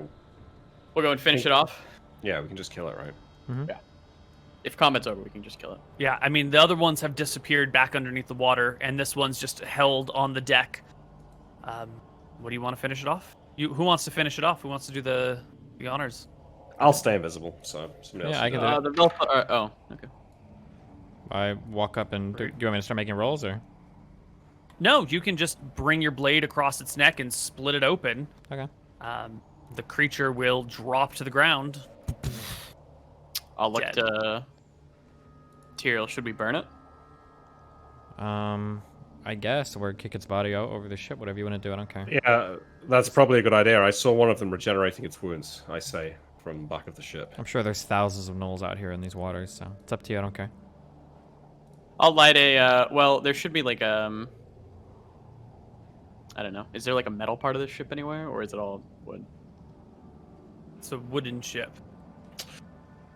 How high is one of these? Like, can we chuck it onto Yeah, one of these how high ice are floats, these? maybe? So yeah, some of these ice floes are about even with the deck. You guys could Okay. heave ho, arms and feet together with Yeah. a 1, 2, 3 toss. I'll throw it over there, and then we'll light it on fire and let it burn. How do you light it on fire? Can Sure, not we just have light burn a it? living. I'm sure we have a torch on the ship, right? Yeah, you but can't like light if it. you, Oh, but I like guess, a yeah, person doesn't have like any it's stuff on not it. flammable. Whoa, Yeah. no. I mean, I've got oil, though, I think. Hang on. I'm Also, sure for I've got future oil. reference, the way that we've ruled ships in the past, you can set something on fire on top of a ship. It's not like dried wood that's all going to instantly become inflamed. Like, it should be easy to control, right? Certainly. Yeah. But like you would never set a fire on top of your ship because it will damage the ship and you'll need to repair it. Like Oh, okay. I it have won't oil sink as the well. ship, but you would never like just you could replace the seats of your car, but you'd never start a bonfire in your car. Okay. I've got 3 pounds of lantern oil. Can we use that to burn it? You can char the outside, but like incinerating a body is pretty tough. And the lantern Alright. oil you have is mostly vegetable oil, so it Okay, doesn't okay, burn okay. particularly well. Maybe setting it on fire is not going to work. Help me cut off its head. Let's cut off its head and we'll just chop it into like a million pieces. That should be fine. I think cutting off its head I'll probably do. Yeah. Okay. All right, you hack its head from its shoulders. I mean, Chuck do we the have a body and the fire- head over the side. Do we have a fire on the ship we could chuck its head into? There is a small stove in the kitchen specifically let's- for cooking, Yeah, and then let's there's not some do oil that. lamps around. Let's not do that. Okay, cut its head off and throw the head off one side and the body off the other. Does it look edible? Like the body, I guess. It's like a seal, right? Or It's happening It's again. Seal real knoll. right now, but like, I mean, I guess anything's edible, right? Your brother is edible, technically. Good answer. All right. we should keep an eye on it. We don't want to get surprised by those things in the night. True. Let's get some set up some. Should we set up light stones so we can keep watch more effectively? Let's just put our phantom candle out. They should come on the deck after that, yeah? Good idea. Would We'll you tell explain the to people on the ship what this is? Yeah. We'll explain it. Okay. We'll explain what it is and how it is a candle that helps us stay safe in the night. It's going to look like a thing, but you don't believe in it and it won't attack you. It'll be fine. Do you need a minimum Okay. level of intelligence to be fooled by a candle? Like, if you were to show that candle, will like a dog or something really stupid be fooled by it? Really good question. It's a magical phantasm, so it should probably work on anything that is intelligent enough to like perceive threats. Probably not on a golem or an ooze or an undead, but like a dog is smart enough to realize what a threat is. And Okay, gotcha, Yeah. okay. That makes sense. Yep, we'll put our candle on the deck inside the lantern. We'll Yeah. put it somewhere, and I can even guard it. Like, we can even guard it. Mm-hmm. yeah. All right. Okay. The party Well. goes back to resting and waiting. Anton, the can I get ice some Yeah, I'm healing? going to toss some healing on for you. Thank you. I think it's 1d8. Let's roll 2d8. I'm giving you 2 healing spells. Take 5. Okay.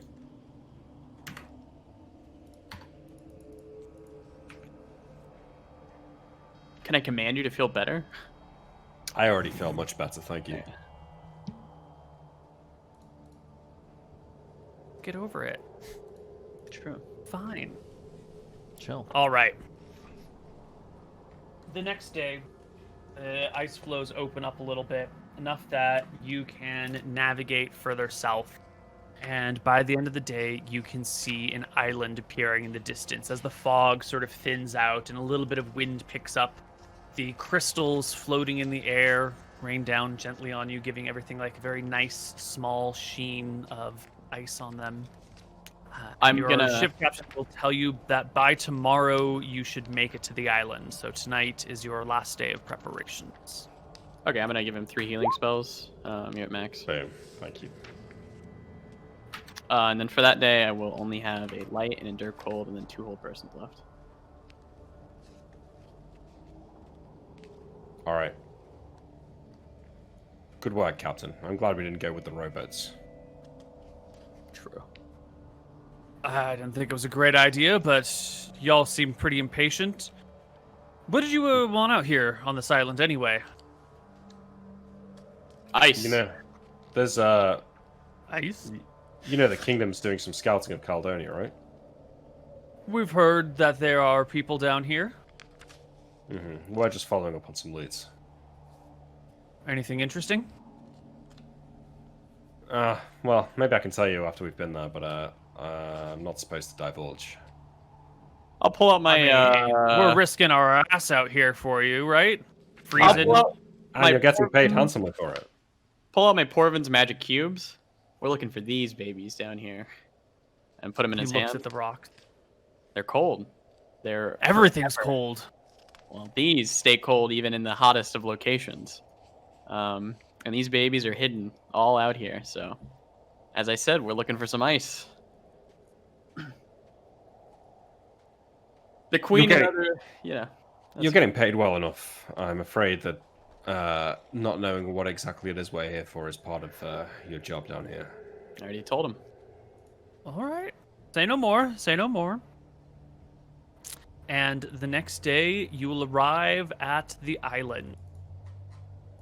You can come up to a spot kind of close that you're going to be able to disembark upon. They will... they're going to have to like launch a little skiff off the side and row you the remaining distance to shore, since the water is uncomfortable and it's not good to swim through this stuff. Too cold. You'll freeze to death. Well, Let's not say to immediately, the, but on the other side. Say to the captain, any idea how big this island is? A few miles across. Okay, thank you.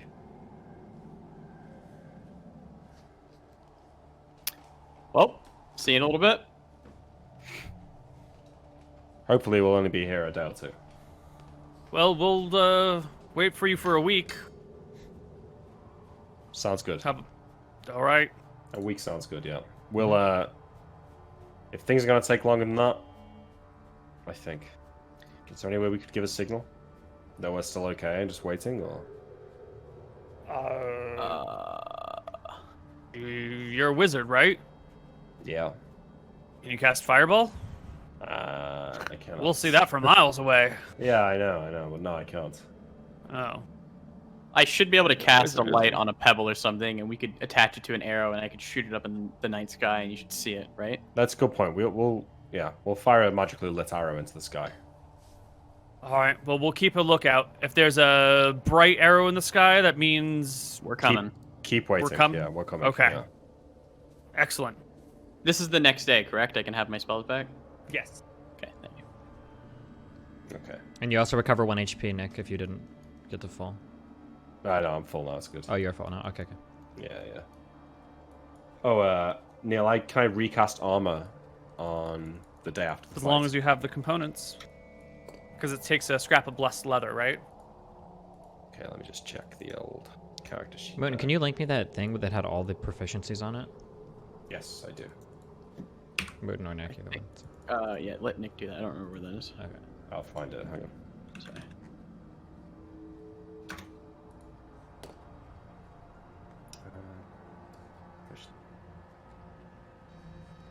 Neil, can you link it? Please find it. I know it's on Regal Goblins. There was a doc that had but- like all of the proficiencies. Yeah. Do you want the descriptions of them or just the list of them? The descriptions are. I can't. Or is one-handed weapon style? Is that in the book? In the normal players? Yeah, it's going to be in the combat and tactics, Okay, gotcha. not I'll find it. the player's handbook. Should be in like the purple worm thing, yeah? Yeah, I'll be in purple Yeah. one. I don't know where that is. Well, here you are at the ice floe. It's time for you guys to grab any rations you need and disembark. And when we come back on the other side of a break, we will do our first adventures on the ice. All right. See you in a minute. I'll be right back. Hello, everybody, and welcome back to Tombs of Scoria. Our party sets out across the ice on their first day. Did you guys bring food? So you're gonna need to eat. Good berries, right? No, there's no berries around here to pluck that are fresh, so that's out. So yes, we had to have brought food with us. Oh, Yep. okay. So 2 pounds per person per day. Figure out who's gonna carry what and how you're gonna haul it all. How far are we expecting to have to walk? The island's not that big. You should be able to cut across it in one day, although the snowy conditions might impede your movement. I say we take what, like 3 or 4 days worth each. 3 days should be more than enough each. Yeah. I don't need food, so I can hold rations for people. Just a thought. What if there's like a blizzard or something like that, and we get snowed in somewhere? Then we die. No, we'll be fine then. It'll just be hard. Yeah. All right. So, 2 pounds a day, Neil. Did you say? Mm-hmm. Per Alright. person per day. I got my rations. Yeah, I have 2 extra rations for people if we need them. But yeah. Rations are 2 pounds? Yep. Yep. Okay, gotcha. I got mine. Off we go then.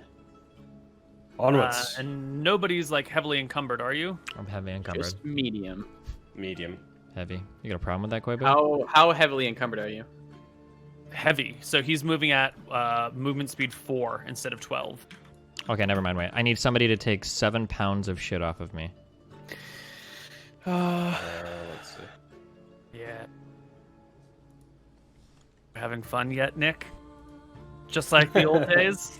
Just like the good old days. I'm basically at heavy encumbrance, so I can't take anything else. You need 7 pounds?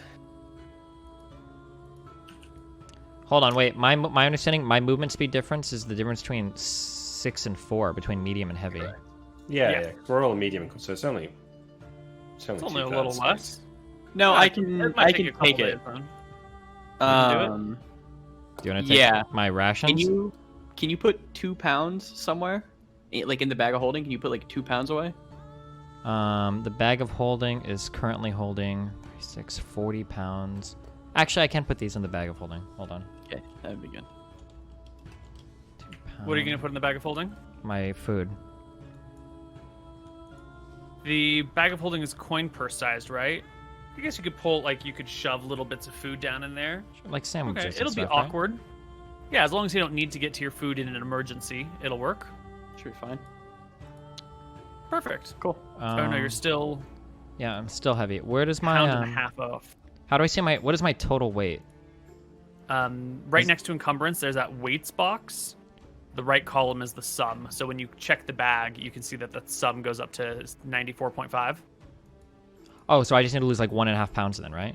1.5 pounds. Okay, I'm gonna go ahead and put the grappling hook in there as well, which should fit. Yeah. No. No. How big? No. No, because it's like it comes up and then it sprouts out on the top. So Give it to me. it'll- I'll hold it. Okay, that's How fine. much does that weigh? 1 pound? It's fine. I'm gonna put the 4. spyglass in there. Okay. Spyglass will fit. Good. Okay. Sorry, hold on one second.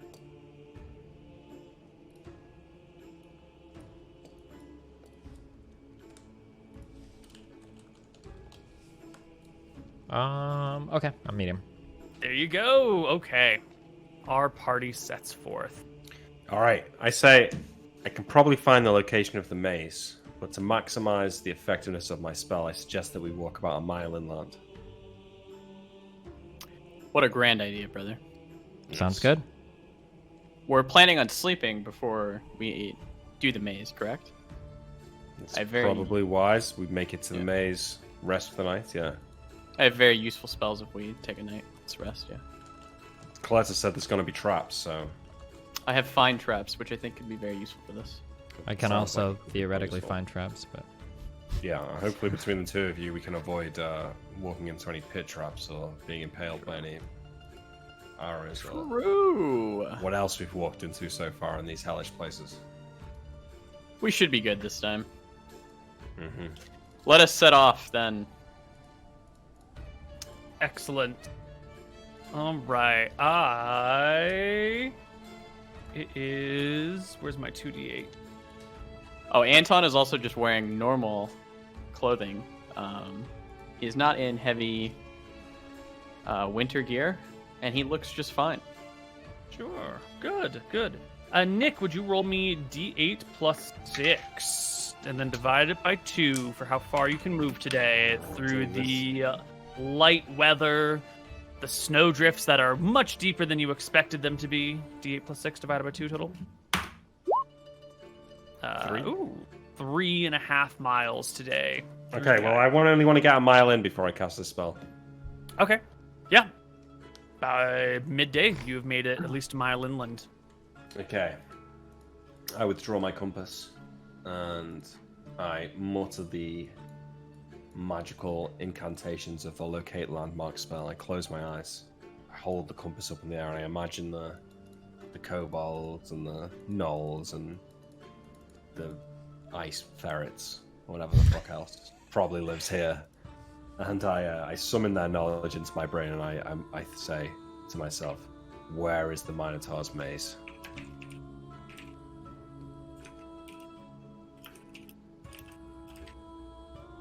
Put your spell in. Yes. Sorry. Still getting used to this newfangled.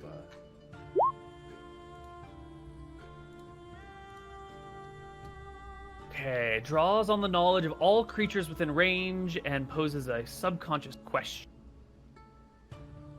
All right. Range is 1 mile. So you get a focus.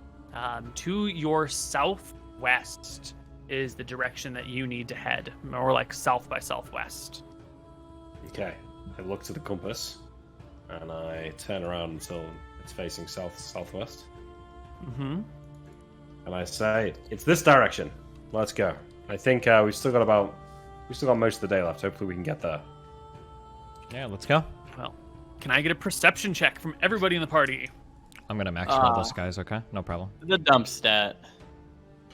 Wait, we low is best, right? Don't worry, guys. 7 perception, Imric. Saving the day. Great. Roll You one. trudge through the snow, the wind blowing at your face. The cold eating at your ears. Crunch, crunch, crunch. But little do you guys notice. Behind you, slithering on the ground, is a dastardly monster. I don't notice with a 24, no. Not with a 24, You no. need to know 26 to see ice You needed ferrets. a 28 to see this. Ice ferrets, yeah. Shit. Yes. The Caledonian ooze slithers along the ground towards you guys, coming after you, feeling your warmth from miles off. Would you all roll me a d20, please? Which one of you is the warmest right now? Should be a con check. Screw the d20. Con checks across the board. Who's maintaining their heat the best? It's not Nick. Can I Oh, argue I'm that it cold. would be me because of my Iron Vigil or whatever? But Oh, it's probably going to be you, yeah. it's me. Oh. Oh! Definitely one? Mr. Mooton here. Okay. Yeah. That's Coming up probably behind good. you, lurking on the ground, is a Caledonian ooze, and it will reach out to grab you from behind. With a total of a 21 to hit. From back. Yep. Yes, sticking to you. On a hit, the creature sticks itself to a target and pulls itself closer, starting to crawl up and over the creature. You will take a little bit of damage. You're going to take 1 point of damage as this sticky thing latches onto the back of your leg and then starts to wrap itself around you, and you can feel it soaking into your clothing, sliding down into your boot, trying to slide up your pants or underneath your armor, getting into all those places, covering you directly. And it begins to burn you. Wait, is it the creature itself? Do we see this or? Well, I think Anton calls out in pain when his flesh starts getting disintegrated by this thing that attached itself to him. Anton, I know you're cold. I told you to wear your goddamn coat. What's wrong? There's something on me. There's something on me, and it'll start. What do you mean? You look fine. I guess racking his brain. He's probably cast Cause Fear before, which is what I have prepared. Doesn't say anything about creatures other than undead. I guess that this would be maybe an undead, but I think it would just be too dumb to cast that. So I guess I'm gonna try and pull it from me. It's the only thing I can think of. So yeah. Well, we're going to bring out tokens just so we can see HP totals. But this will be more of a theater of the mind fight, since it's more about crawling on you than actually positioning and moving around. Yeah. And is this the lake actually, right here? Or We're not in this spot. You're just in the tundra somewhere else. is there a lake? No. Nope. There's snow. Lots and lots of snow. Some hills, maybe a couple of trees, a lot of rocks. Anton, where is it? It's all over me or whatever. And I'll Can I just see start it? pulling at the armor. I guess to undoff it. Well, we're going to need to roll initiative because this thing is monstrous. Can I see it, Neil? What do you want? Yes, you can see it. It is sort of just like a thin film running up your brother's leg. You can see it in contrast to his pants, which are, they've got the brown of the leather on them with little snow on them, but this creature is pure white and sort of like a bluish tint. And now that it's on him, you can see it quite well, but you could not see it at all when it was just cruising across the snow. Yeah, okay.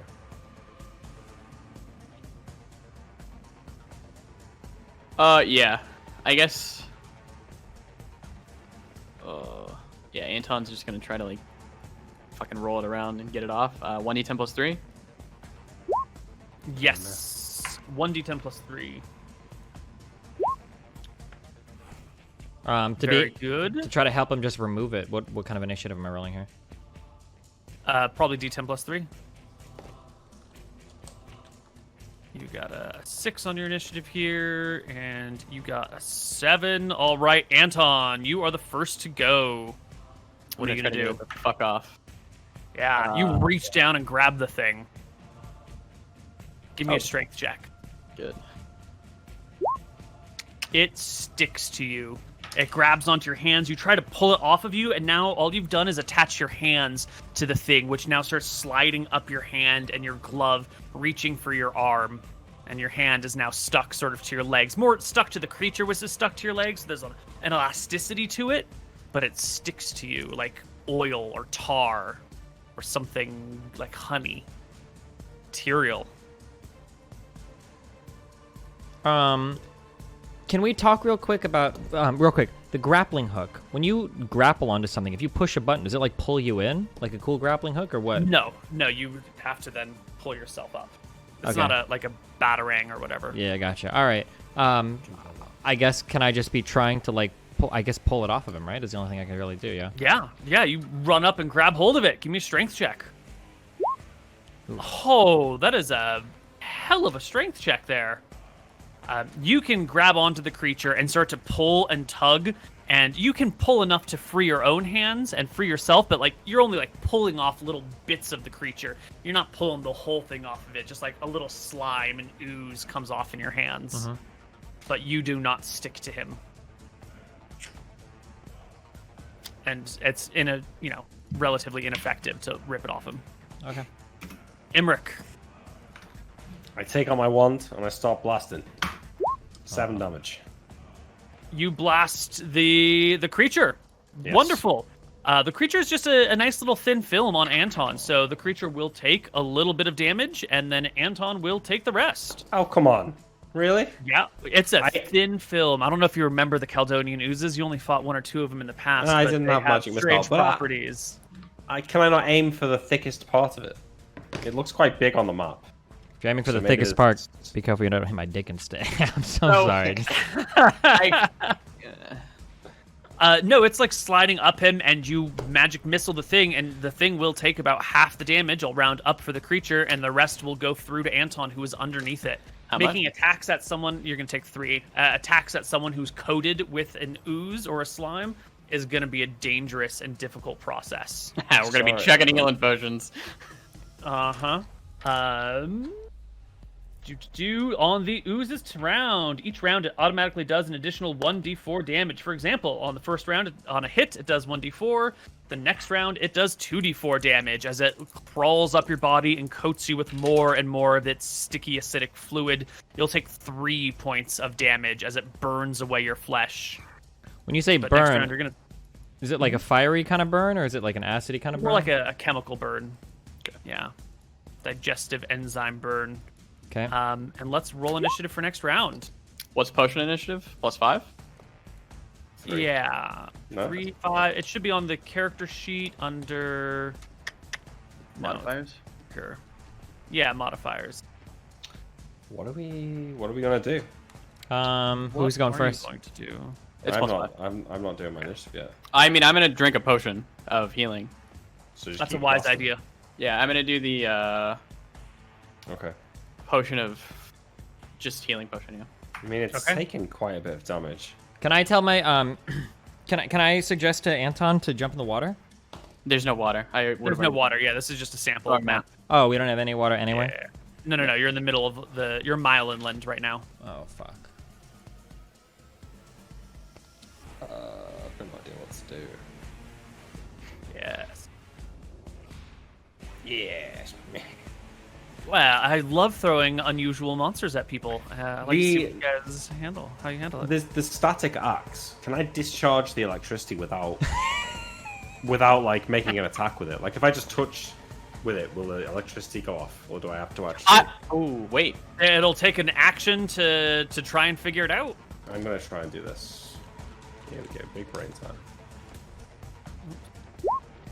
Here, and you're going with 13. Okay, Anton, you are the first to act.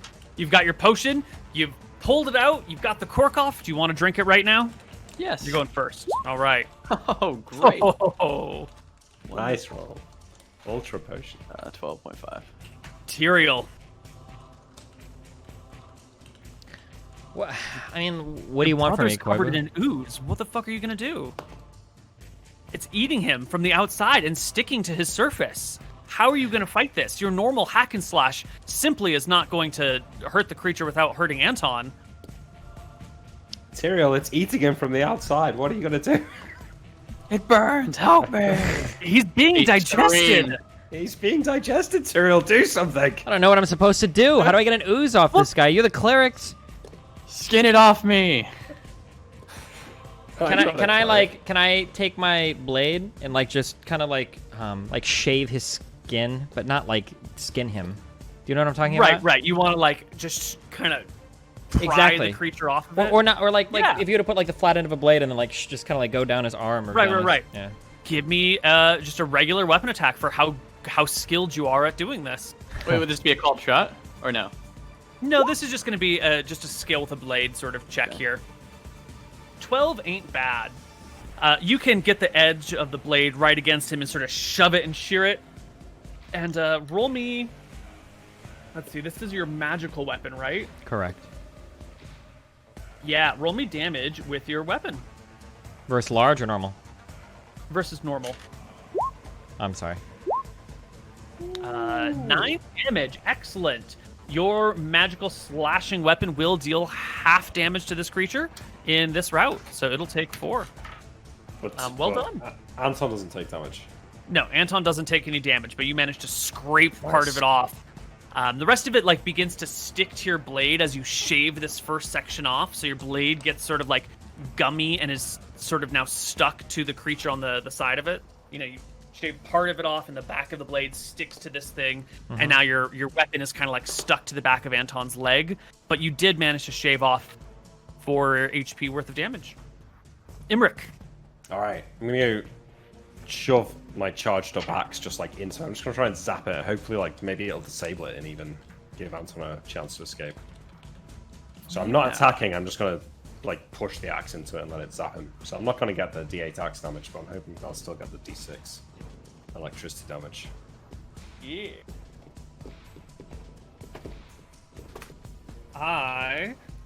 Let's see. What would be an appropriate something to figure this out? Are we talking weapon attack roll or like intelligence check? What's the check that you would like to lawyer to see if you can use this axe in this unconventional way for the first time ever?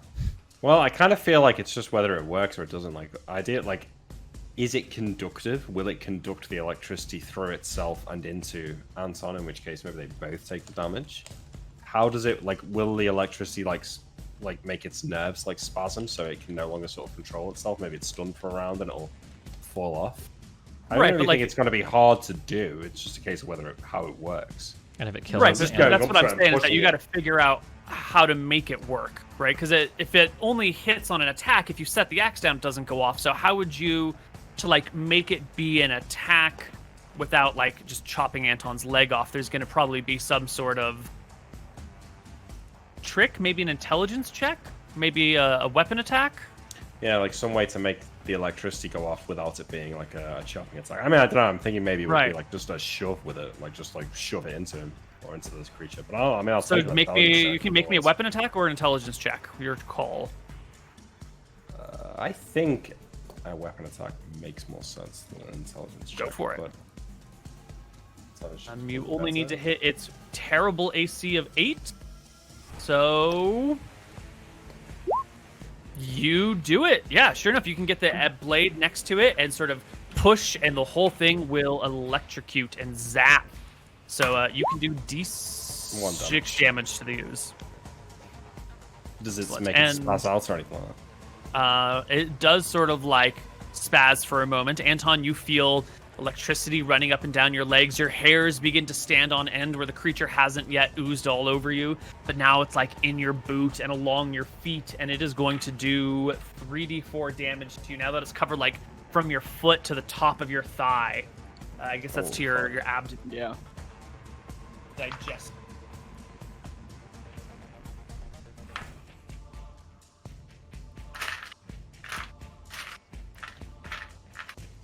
There's another d4.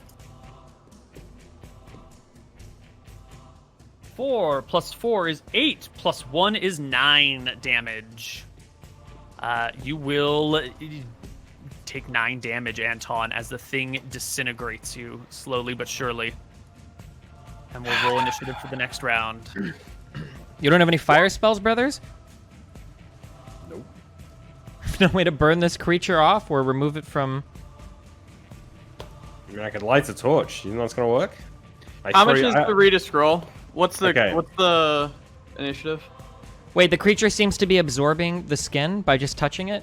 Can I touch my finger to the creature without taking a full action to see if it like hurts my finger to just touch the ooze? Like it feels like it's dissolving the surface, kind of.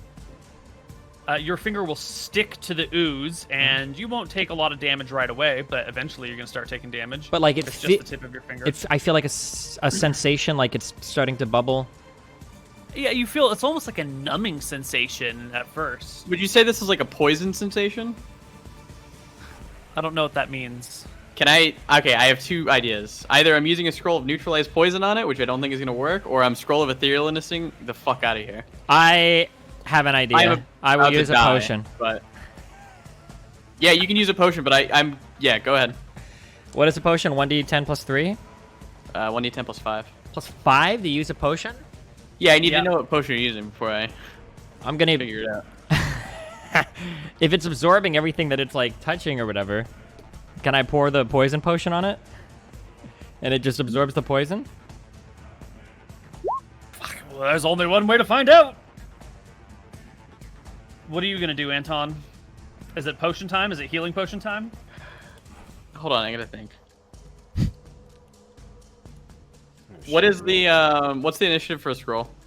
That's what I'm trying to look up right now. Roll low. Anton, whatever you do. Yeah, I need to roll really low, and I don't think the potion of poison is gonna work for me very well. Do we have like can we set it on fire? Do we have like a torch we have lit or something? We have candles, That's what I'm gonna do. I'm gonna pour lantern oil on it. Okay, you do that.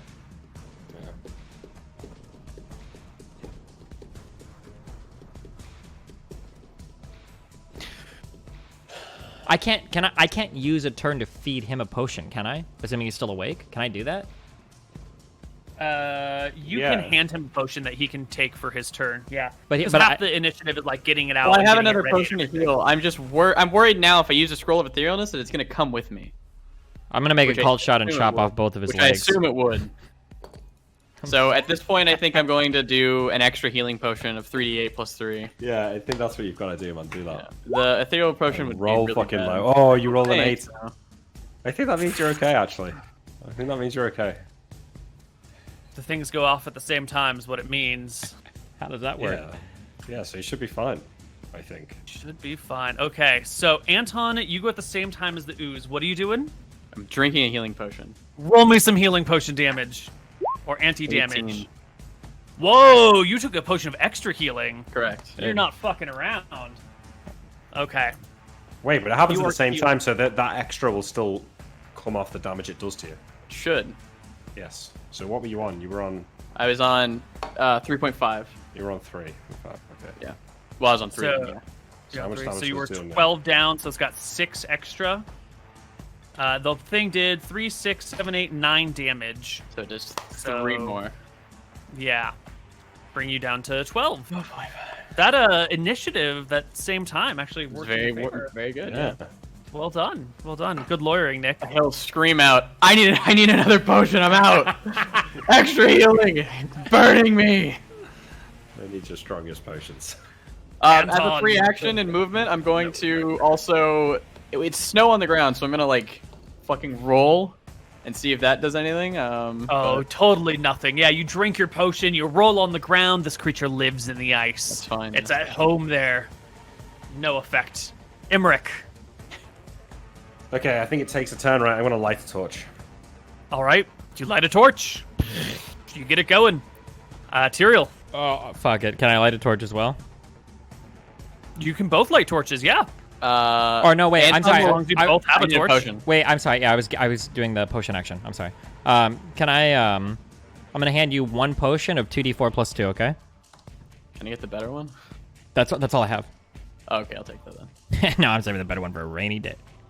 Yeah. Oh, righty then. It's initiative Anton time. will look at Imric and just scream like, anything but fire, no, please.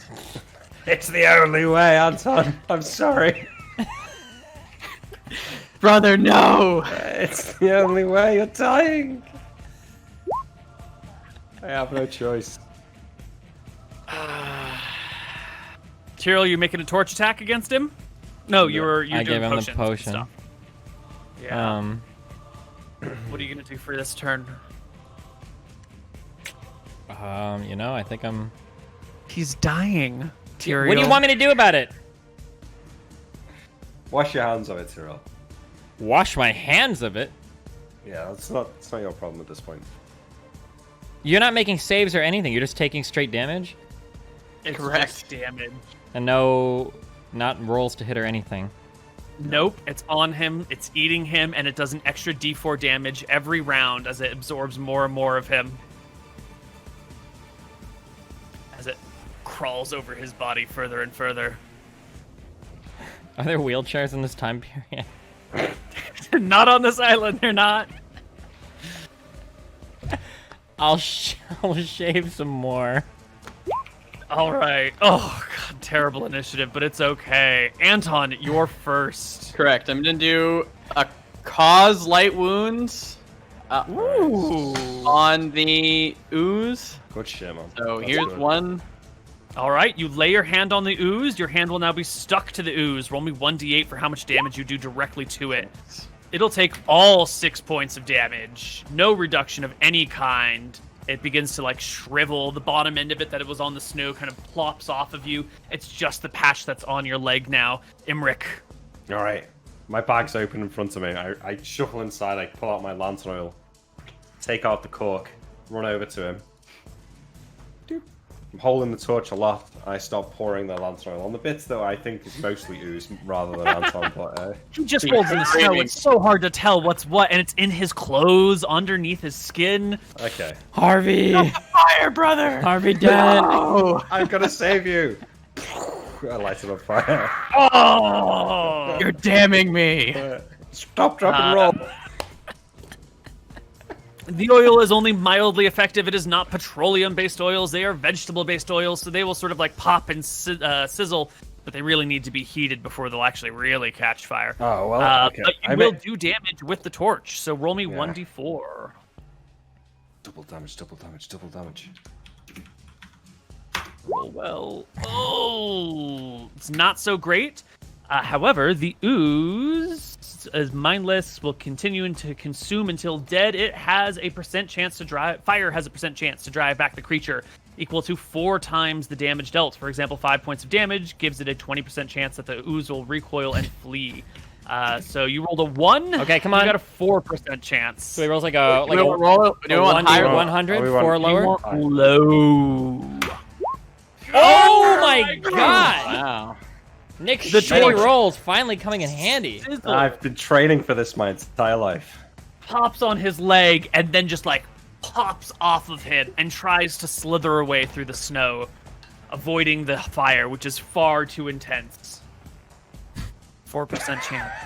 4% chance. Nailed it. All right. All right, wait. Does it get away at one round?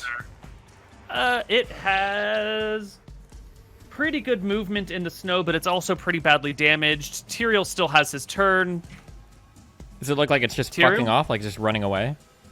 Yeah, you're just kind of like bounding over the snow and away from you guys. Okay, yeah. I'll just how does this work in 2E? So like I was going to attack it while it was on MrMouton, but now it's clearly been driven back and it's running away. Am I You obligated can to make an attack? opportunity attack. Oh, okay. You had your sword ready, Sure. and it's running. Do I get 2 attacks? You'll get an opportunity attack, and then on your turn, you can catch up to it, probably, and make another attack with a charge at the least. Okay, just An 8 is all you need to hit it. It's an ooze. Oh. It's very easy. And you will do 1 point of damage, because it takes half from magical slashing. And then on your turn, you can charge after it. And make your regular attack. Okay. That was opportunity. For my regular attack, do I get to make 2 since I made 1 attack before? Since I get 3 attacks You for didn't 2 make rounds? one attack last round. has You to be made one as an consecutively. opportunity attack. Wait, does Nick get an opportunity attack as well with his torch, or no? Yeah, it should do right. He's I leaving. suppose, yeah. Go Yeah, ahead. I'm Make next an to you, opportunity yeah. attack with a torch. So it's just D20 plus 3, right? Yeah. Yeah, 3 to him. Got him. 9 will hit. 1d4 damage. 3. 3, that's barely alive. Steven will hit it. Will 20. crit it. Roll me double damage. You clear by 10. So 6 and 3 is 9. Divided by 2 will be enough to put the ooze down. And the ooze breaks apart and dies. Anton, are you okay? I go to start checking you for burns. Oh no, you're just scared. You're all disfigured. You look horrible. Oh no, wait, no, it's just that's how it was before. He's still you're rolling okay. in the snow. You're okay. Is it gone? Is the fire off? Yeah, you're fine. You're fine. You're fine. God. Come on, get up. Get up. He'll stand up. I brush the Pat snow. himself off. You're Cast okay. Cure You're okay. light wounds on himself. 28. Bring him back up to full. Sorry, I had to use the potions. I had to use a really good one too, but it was the only way. I think Thank you'd you. be dead without it. Wow. I'm nice looking sentence. pretty annoyed. You'd think they'd tell us if there were more of these types of creatures out here, no? Yeah, right. I guess the scalp. I don't know what the fuck they're doing. There's just a fucking buffoon. Next time, if we run into one of these, we have the candle of the 2d4 fire damage. We could use that with an arrow. The candle of the 2d4 and fire an arrow into you? Yeah. I'll take it. Let's hope we just make it this. No, we gotta sleep here tonight. Wait, are you talking about the red candle, the flame arrow? Arrow dipped in flame deals 2d6 fire damage? Oh, is it 2d6? Yeah. Yeah. It should at the very least make the ooze fuck off, right? With like Hopefully, 1% chance, maybe, but yeah. I barely touched it with that torch and it fucked off immediately, so I think it's terrified of fire. It's true. Look, let's keep going to this maze and find somewhere to rest all night. We'll keep vigilant. Yeah. Good thing I Perception didn't check. bring Temmies. Perception check. Yes. Yeah. Across the board, please. 25. Perception. MrMouton. Yes, but Anton already killed it. Gotcha. Anton, you're a little wary, understandably so, after that last encounter. And as you hike forward, you see something coming towards you in the distance. It blends in with the terrain. It's hard to make out what it is. It sort of just looks like a lump in the ground. The lump is moving closer and closer. It's like maybe a quarter mile off. So a good distance, but still, close enough it could be dangerous. I'll point it out. Yeah. Is it another one of those things? No, it's way too big. Let's just prepare for it, I guess. Maybe we could hide and There's. spyglass. Wait, what do we see? In the. Sort of like a lumpy figure in the distance in the snow. It's white, so it blends in with its surroundings, and you have a hard time seeing what it is, other than just like a weird lump. And this is after looking through the spyglass? No, this is before the spyglass. Can I look through the spyglass? You can see a very large, fleece white bear coming your way. Are you seeing this, Emmerich? Oh my god, I'm sorry. Wait. Yeah. I see it. It looks kind of like a bear. Are there any I'm magical bears out here, or is it just a bear? I don't know. Probably Plus, it just doesn't a say anything bear. about a bear. It's probably just a white bear. Anton, go and make friends with it. Well, I didn't prepare that spell. But if it comes near us, I can make it go away. I can Let's cause just- it fear. Let's just get out of its way. Can we just Yeah. divert off the path and? Mm-hmm. Yeah, you guys change paths, and the bear follows after you. Oh, no. It As looks you like the get a good bears- look at it with the spyglass. All You right, can look. see it's a little thin. It looks hungry. Okay. Looks like it's really lacking for food out here. I mean, if the seals can turn into gnolls and fight back, bears must be kind of starved for food out in this place. Well, I don't need these, and I'll pull out my rations. Maybe I can just throw him these, and he'll be good. Well, I don't need him because I have the iron vigil thing going. I don't know how we do this, but in the real world, bears need like thousands of calories a day to eat. I don't know if like a little human-sized meal would satiate it for. Well, there should be a ration for an entire day. Yeah, but an entire day is gonna be like 2,000 calories, right? Don't bears eat like fucking 20,000 a day or some crazy shit? Or maybe I don't know. Well, Well, this will be a polar 4,000 bear- calories, but Polar bear can easily weigh 500, 600 pounds, so that probably needs about 3 times as much food as a normal person. this will Okay. be like a light snack then. I So- can also cause it to fear and it'll fuck off, but it might come back. The caloric let's, needs of polar bears is about 12,000 calories per day. That's what I looked up. Neil, I want to light a torch. And I don't know how much time I've got. I'll light one torch and like hand it to I'll pull out Tyrael. our candle, the phantom candle. Wait, can't we just shoot arrows at it? It's a bear looking for food. He doesn't want to fight. No.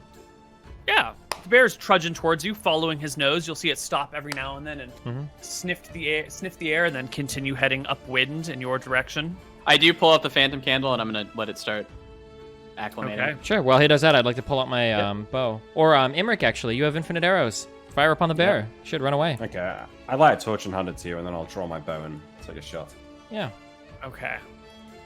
Excellent. 80 divided by 4, 1,320 divided by...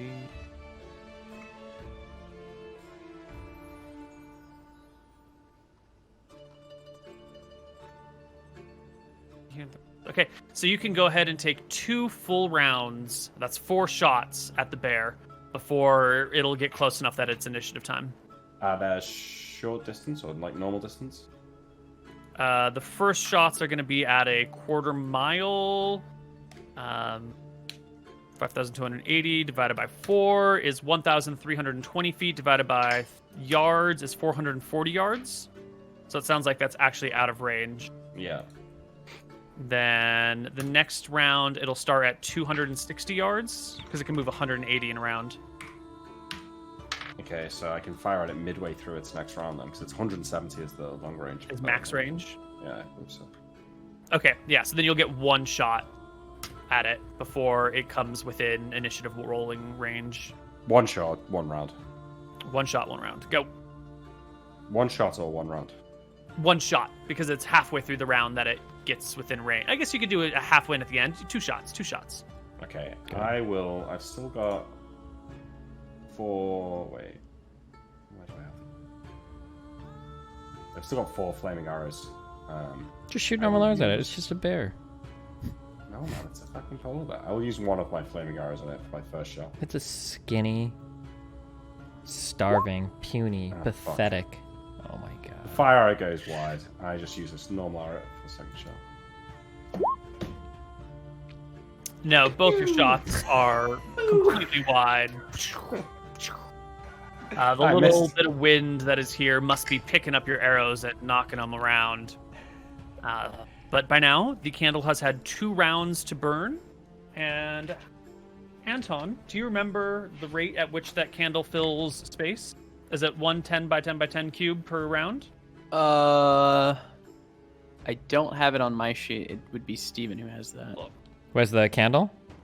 Yeah. That should be on the candle sheet if it's there. But I don't think it is there because Nick or somebody was using it before. Someone has that. I think Nick might. Oh, I stay away from the candle sheet.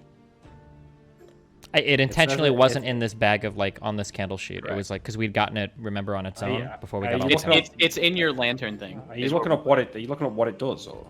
We need to know if it's 1 10 by 10 by 10 square. Oh, it's 1 turn, not a round. A turn, which is 10 minutes to fill a 10 by 10 by 10 cube. Well. So it's burning. It's going to start filling the area around you, but it's going to take a little while to really fill the area. And the bear's going to be within that range. I think it's time to fight, boys. I guess we gotta fuck a bear up, I guess. Well, maybe. I don't know if you guys have other possible solutions to the bear problem. Just kill it. Does anyone have a... I'm No? gonna Try- blind I mean, it. I gave Tyrael a torch. Tyrael, try to shoot it off with the torch. Fuck Blood no! and steel. I drop the torch to the ground and I draw my sword. Oh. Can I, Neil, since before we're in like the initiative or whatever, when it came Yeah. in 120 yards, can I cast light on its eyes? Absolutely. Yes. The light. He rolls a 4 on a saving throw. It totally whiffs. The bear is blinded. It'll paw at its face. It'll nuzzle its nose in the ground. It'll roar and thrash about. And you have the duration of the light spell where you are essentially invisible to it. What are you going to do? Just try. Wait, let me roll initiative. We're gonna run up and attack it. You guys are going to run up and kill it? I Yeah, thought this man. was the avoid the bear strategy. Wait, how It long was is it tracking- blinded for?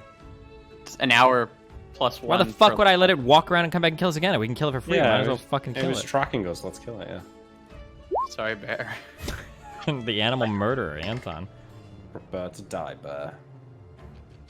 I'm gonna stay Alright. a nice safe distance with my bear.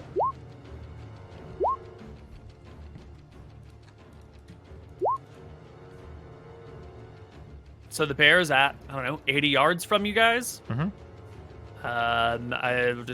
Normally you can move your movement rate in tens of yards per round. So if you're at movement rate, Well, you so can drop you're your bag. You lightly can drop your bag, encumbered, right? He drops can his get bag. Yeah, I dropped my bag. I dropped for my sure. bag. Yeah. For sure. Excellent. I think most of you guys can run to it this round, but because the snow makes it difficult to move, you're sort of moving at half rate through the snow. So if your movement rate is 8, you can get 40 yards. Can I do a charge attack with my Cloak of the Cheetah? Yes, with your Cloak of the Cheetah, you can run up all the way to it. None of you guys have rings of free action or I do. anything like that. Yeah? The Mutant free does. action Yeah, should I should allow do you that. to move on top of the snow without being impeded by it at all. So you can get to it this round. Cloak of the Cheetah can get to it this round because of the speed. And I'm using my bow, so. And you're using your bow. This All bear's right. fucked. You guys get essentially a free round on it because the bear goes first. It's pawing around at the place. It's like scraping at its face. It's blind. It's freaking out, and then the party closes. Since it's blind, can I get to its back? Or no? Absolutely, but even if you're at its front, you get +4 because you're invisible to the bear. Okay, then I'll just attack the bear. Go for it. I'm gonna do my regular attack, then my shield bash. There's the war spear. Miss, I would assume. Miss. -4 AC as well. Yeah, Yes. sorry, so. Then here's the shield punch.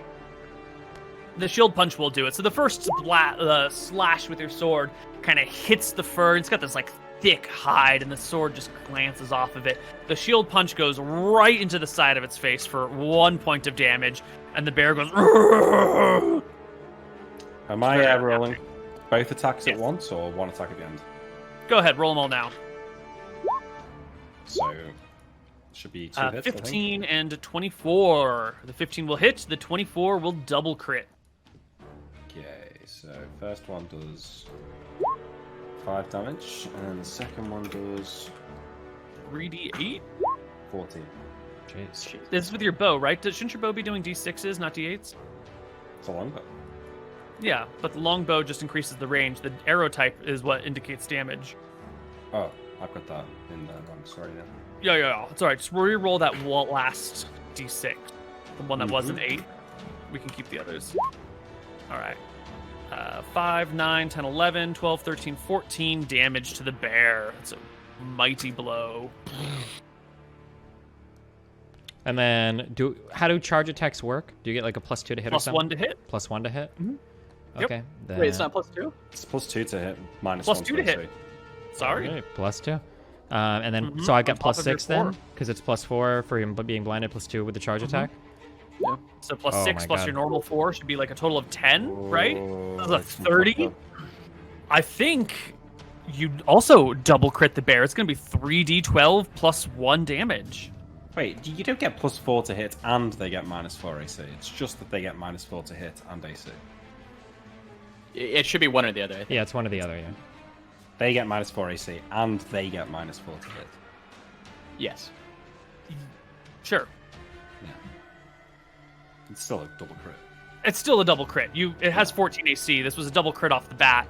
All your bonuses at this point are pure gravy. So it's 3d12 plus 1 for damage. Because you're using a weapon that does d12 against large. So sick. This could be highest damage so far in the game.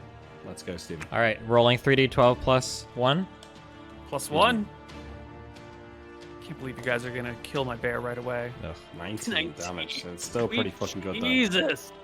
It is still alive, but the bear's now got like an arrow in the throat. It's been like hacked across the front of its chest. Its guts are starting to like fall out of the front. The big flap of skin drags in the snow, freezing the creature. It's exposed and bleeding everywhere, leaving large red swaths of blood on the ice.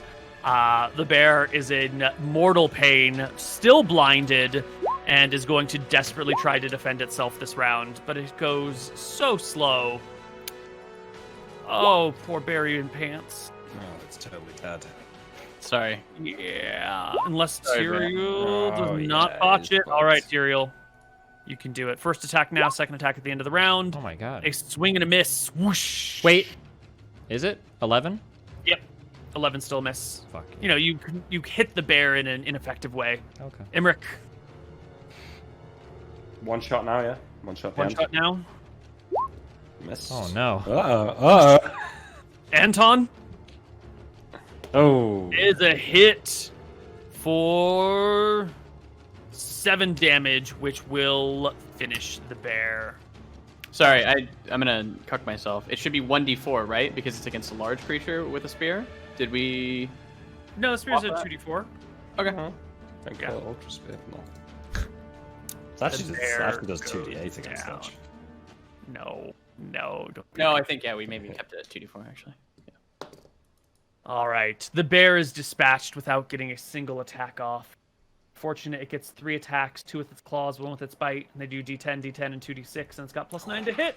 But it's fine. It's Great. fine. Do you want I- to keep this one too?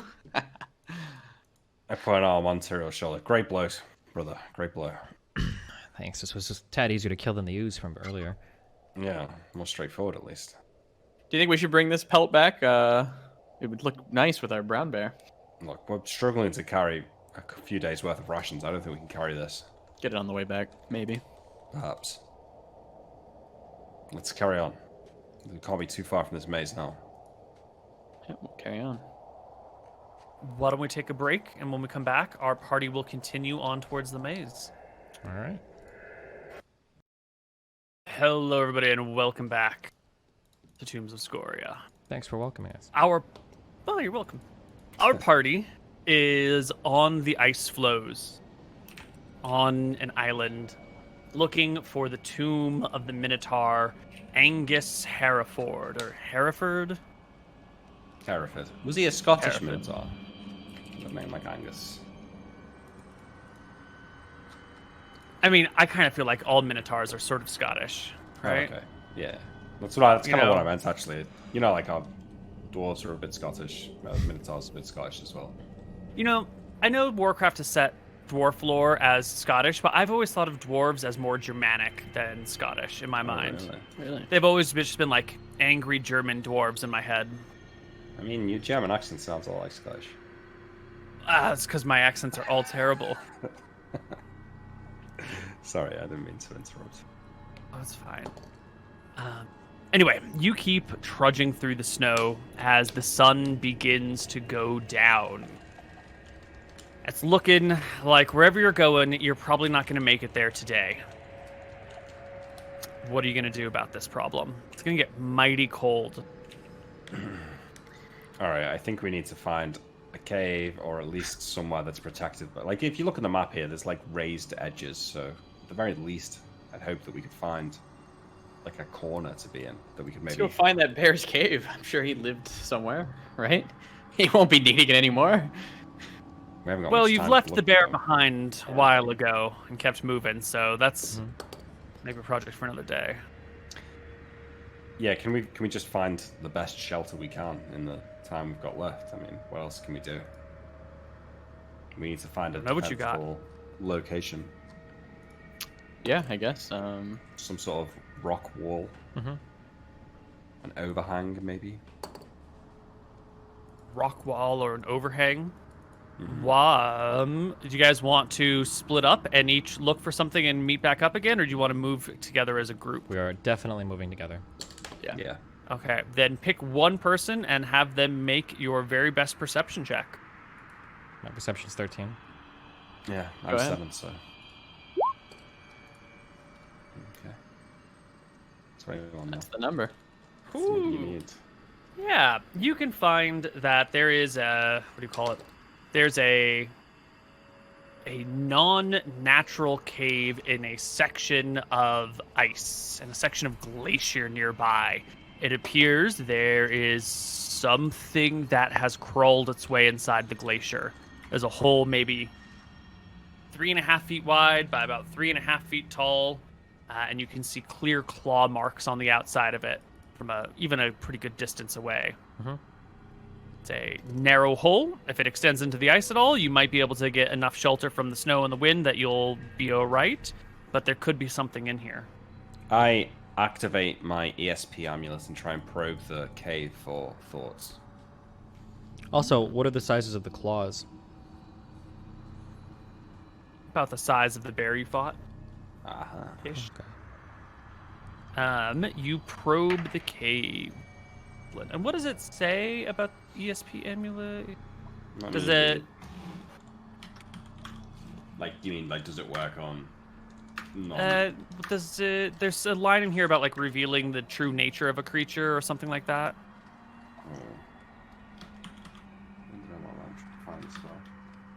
Incredibly long list of spells. Do. Oh wait, I have a spell. Caster. Sorry. I forgot. Oh, I don't have it learned, so it's not there. Saving throws failed. Learn additional information. And it set the surface thoughts of any creatures in range, except for those of undead or without minds. The caster can help use the spell to determine if a creature lurks behind a door, for example, but the ESP does not always reveal what sort of creature it is. Okay, so yeah, you dig your mind around in there, and sure enough, it sits upon a creature who is sentient, and you get like a sense of wariness from it. But you don't really know what sort of creature it is, and it doesn't have like thoughts in a language. Just sort of an omnipresent, like, wariness and carefulness. There's something in there, guys. Maybe it's another bear, maybe it's its mate or something like that. I don't think it's a intelligent creature, but there's something. Think we can go in and clear it out? And that's our best bet. How you said this was narrow? Can we not stand shoulder to shoulder? Or is it going to be one after the other? Or You what? would no, it's like 3 feet by 3 feet. You would have to crawl in on your hands and knees. Oh, and it can't be the bear, right? Could the bear feasibly fit in here, or It's conceivably? gonna be like a baby bear or something. Why would you be able to cave just Probably for a baby? opens up bigger inside, and the entrance is just quite small. Can I? Yeah. Can Imric light a torch and take a look inside? Yes, sir. You're discarding torches as you use them, or you're discarding oil as you fill them, right? I'm not discarding torches. That's fine, as long as you discard oil pints after like every Yeah, torch you burn for a while. I'll discard one You know. pint of oil. Is that fair so far? That's fine. Perfect. Okay. I light a torch and I hold it out in front of me. And, well, wait. I don't light a torch. I take out a light stone and throw it into the cave. Ah, there we go. The lightstone bounds off the wall and pings to the side as the cave goes in and turns. But you can quickly see that after the first 15 feet or so, the cave begins to open as it curves. And it looks like there's probably a large chamber in and to the left. And then it just like boop, boop, pops out like this. All right, wait here. I'll be back. I cast invisibility. You are invisible. You'll have to crawl on your hands and knees to go inside. But it is hard ice in there, so you won't be leaving like trails through the snow or anything. Wait, as he Bring does in snow that, with you. can I try to go in and move silently behind him? Yes. I mean, I guess maybe I noticed, maybe I don't. I'm curious, how would like move silently, like let's say that I go in and I fail my roll and I realize I'm not quiet, can I go out, or is it like, how does that work? You always think you're moving silently, is the thing. Okay, never mind, I'll just let him run in and do it then. Okay, I mean, I try and be quiet anyway, Neil, but I'm invisible, so I just don't. I Okay. don't run around. I walk softly, and I want to go and try and check out what's in the cave. Yeah. How much do you know about monsters in the world? I went to wizards. I learned wizardry. I'm well educated. I think I probably know more than your average chap. Probably not as much as your average wizard. Yeah, no, you would definitely know about this then, because you're a well-educated wizardly man. This is one of these topics that people like to discuss in one of your ethics classes when they're talking about, how to use magic, what is an appropriate use, the dangers one should encounter. owlbears come up often as an example of someone who went a little mad with power and started like merging creatures together and then creating a terrifying beast that escaped and reproduced and now like roams the world in large numbers. In here, standing before you, is an owlbear, which is sort of what it sounds like. It's a hybrid animal. Just one, right? Just one. Just one, yeah. You would know that owlbears are probably the crossbreed creation of a demented wizard. Given the lethality of this creation, it is quite likely that the wizard who created them is no longer alive. Owlbears are vicious, ravenous, aggressive, and evil-tempered at all times. They are a cross between a giant owl and a bear. They're covered with a thick coat of feathers and fur. Normally, they're brown and black to a yellow-brown color, but this one is white with little flecks of black running down its back. The males tend to be about 8 feet tall and weigh 1,400 pounds and have slightly darker coloring, although in an Arctic version, who knows what it's going to look like. The beaks of these creatures are yellow to ivory, and their terrifying eyes are red-rimmed. And that is what you poke your head in onto. A huge bear with like the head of an owl with this big beak sticking out of it, white feathers with little black spots running down it, and it's alert, and its eyes are wide, red-rimmed. And you know how owl eyes get that like quality to them. That's what this is. They're staring directly ahead as if it can see you, even though you're pretty sure it can't. Okay, I start to, Right. as soon as I see it and recognize it, I back out of the cave. Slowly. Mm-hmm. Easy does it now. Easy. Just slowly like back out, get back down on my knees and crawl backwards out of the entrance. Yep. You can tell it's alert. It's looking for something, but it didn't see you. Might have heard you. There's something in there. It's called an owlbear. It's like that bear we fought, but bigger, stronger, nastier. And some sort of demented wizard made it.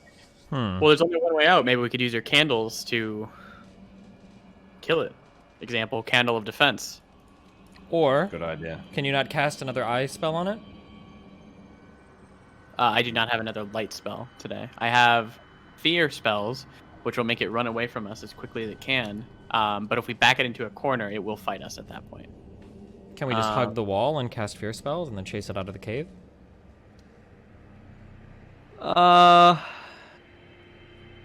We could light. I could go in and light a midnight candle in there and let it fill the. I could light the midnight candle, place it in, and come back out. It should fall asleep. Yeah, that could work. It should be asleep for 2 hours, right? So once the candle burns down, we can go in there and kill it. Yep. You want to do that? Do that. Yeah, fuck it. That'll be good. Cyril, XP. you got one? Yeah, hold on. Let me open the candle sheet. I'm gonna bring out 2 candles of defense and set them up also outside in case something horribly goes wrong. It'll have to like run through it, or we could run into the cave after. But yeah, You're talking about light The 2 to create a candle- wall of fire. no, yeah, not the so defense. you will light these things and create a wall of fire between them. Not yet. Not yet. No, but- we don't. Yeah. We're not going to. Okay, but you set them out on either side of the small entryway. Correct. All right. Okay. How big is this cave now? This thing will burn for 10 minutes and fill a 10 by 10 by 10 by 10 by 10 by 10 foot cube every minute. So it'll Every do minute. It's about a 100. 10 by 10 by 10 room. It's a little smaller than that, but it's rounded, so it's. Okay. So it I don't would need to. build I don't need to go all the way in. Then I can just. I basically just go in. I'll get it past the little entrance bit. I'll I'm place also the going to burning take the candle. time right now to light a candle of ever burning. Just to have that ready to light the other candles. All right. That's a taking them wise out. idea. Okay, so I'm on my hands and knees. I reach back, I grab the candle, I bring it in slowly, I place it in front of me, and then I crawl back out. Which candle are you putting in here? The sleeping one? It's a Yes. midnight Midnight. candle. So I'm going to edit the sheet and I'm going to write that there's 1 midnight candle left now. Correct. Done. All right. Well, it burns.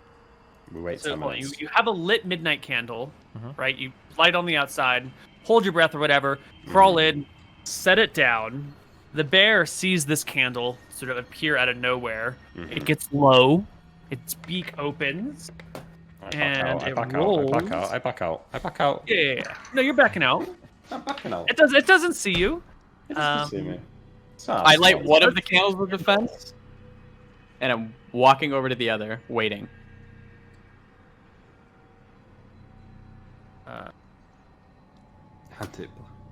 Or can we just both be on either side and we can both hold the candles? Yeah. Okay, we both have a candle of everburning then, sure. Okay, Can we so burn no each? candle of defenses are lit, but you each have an ever-burning candle nearby. Yeah. Yep. Okay. 11.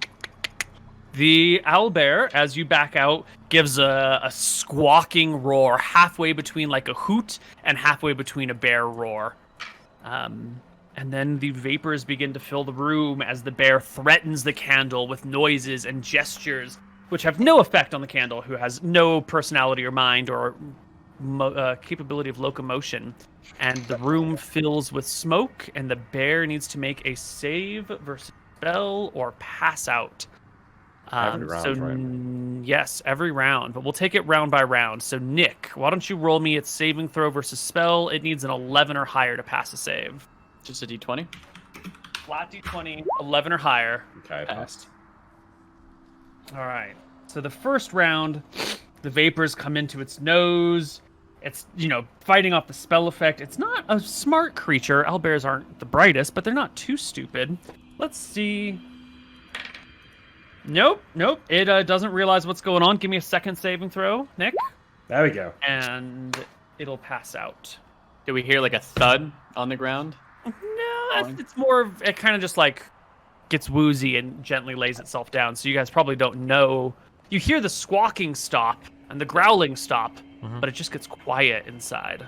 Oh, well, let's wait for it to burn out. If it doesn't come out, it's definitely falling asleep, right? But if it's... Can't you just Good hold your enough for breath and 10 go minutes. check, and we can save some of the candle? We heard it stop. I don't know if we're allowed to Okay. save these candles or not. Yeah, could we... Is that a thing we can do, Neil? Is it worth trying to save half the candle, or shall we just let it burn? It would work if we blew it out. Then. If you blew it out, it would work, but you are sort of in a situation where you're not sure when it's going to go out or not. Yeah, okay. I mean, Yeah. it's screaming, it's making noise, and then there's maybe a slight... gets further, quiet. it's quiet. Yeah, okay. So You want to poke your head in? I take a deep breath. I pull up my... I put on my coronavirus mask, and I will poke my head in. I mean, it should be easy to see because of the light candle. Sorry, I had to The let the cat. light, easy to see because of the light stone. I mean, Mm-hmm. so I poke my head in. All right. Yeah, you can poke your head in. The candle it's probably like in the middle of the third round of burning right now, so you can snuff it out. Okay, And we'll I say see. it's 3 inches off of its 6. All right, I see the thing asleep, right? Yep, passed out. Is So it only murder- humanoids that we can execute while asleep, or could I kill us while asleep? As long as you've got an implement and you know where one of its weak points is that you could do, that should be not a problem. But, an owlbear is a pretty big creature, and to be able to kill something instantly like this, it would be a lot harder.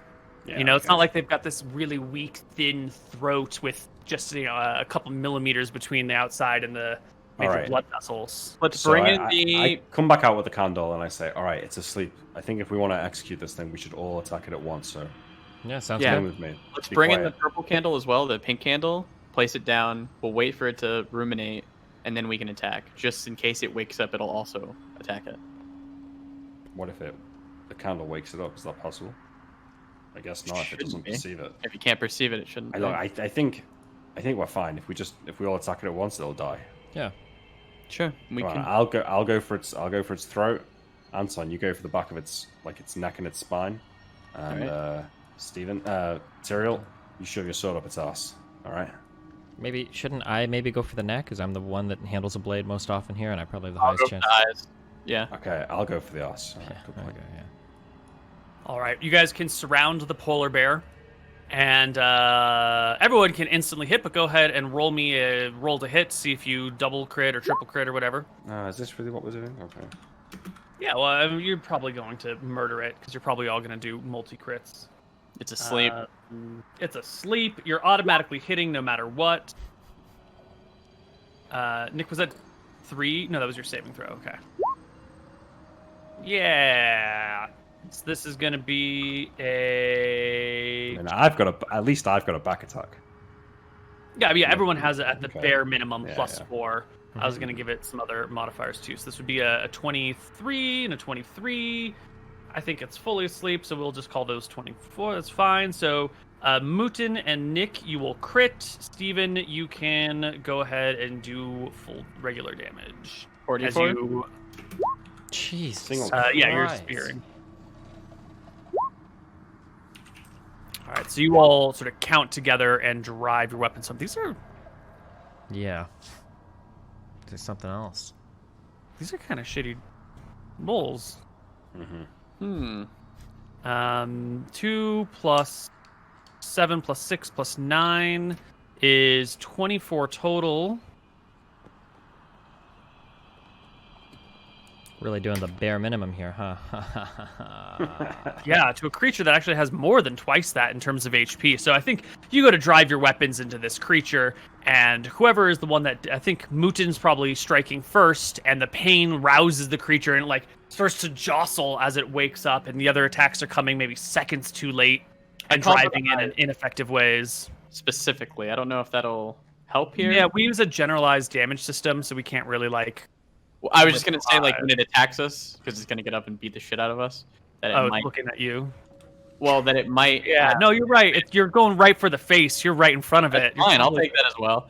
Now, I want to reaffirm that I did insist on the purple candle. Yeah, but I didn't expect. But them to everybody be like, "Oh, we're just literally gonna make threw it attacks." off because they're dummies. So Yeah, because I thought we were just executing it. Yeah, well, it's the first time encountering an owlbear, and you do your best to bring it down quickly, and you just wake and anger the creature. All right, And initiative we time. should roll initiative.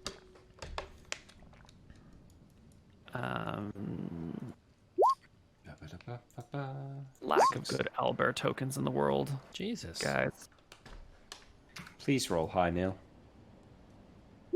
Okay. Stupid owlbear over here. I you hate gonna this send it owlbear back to token. sleep.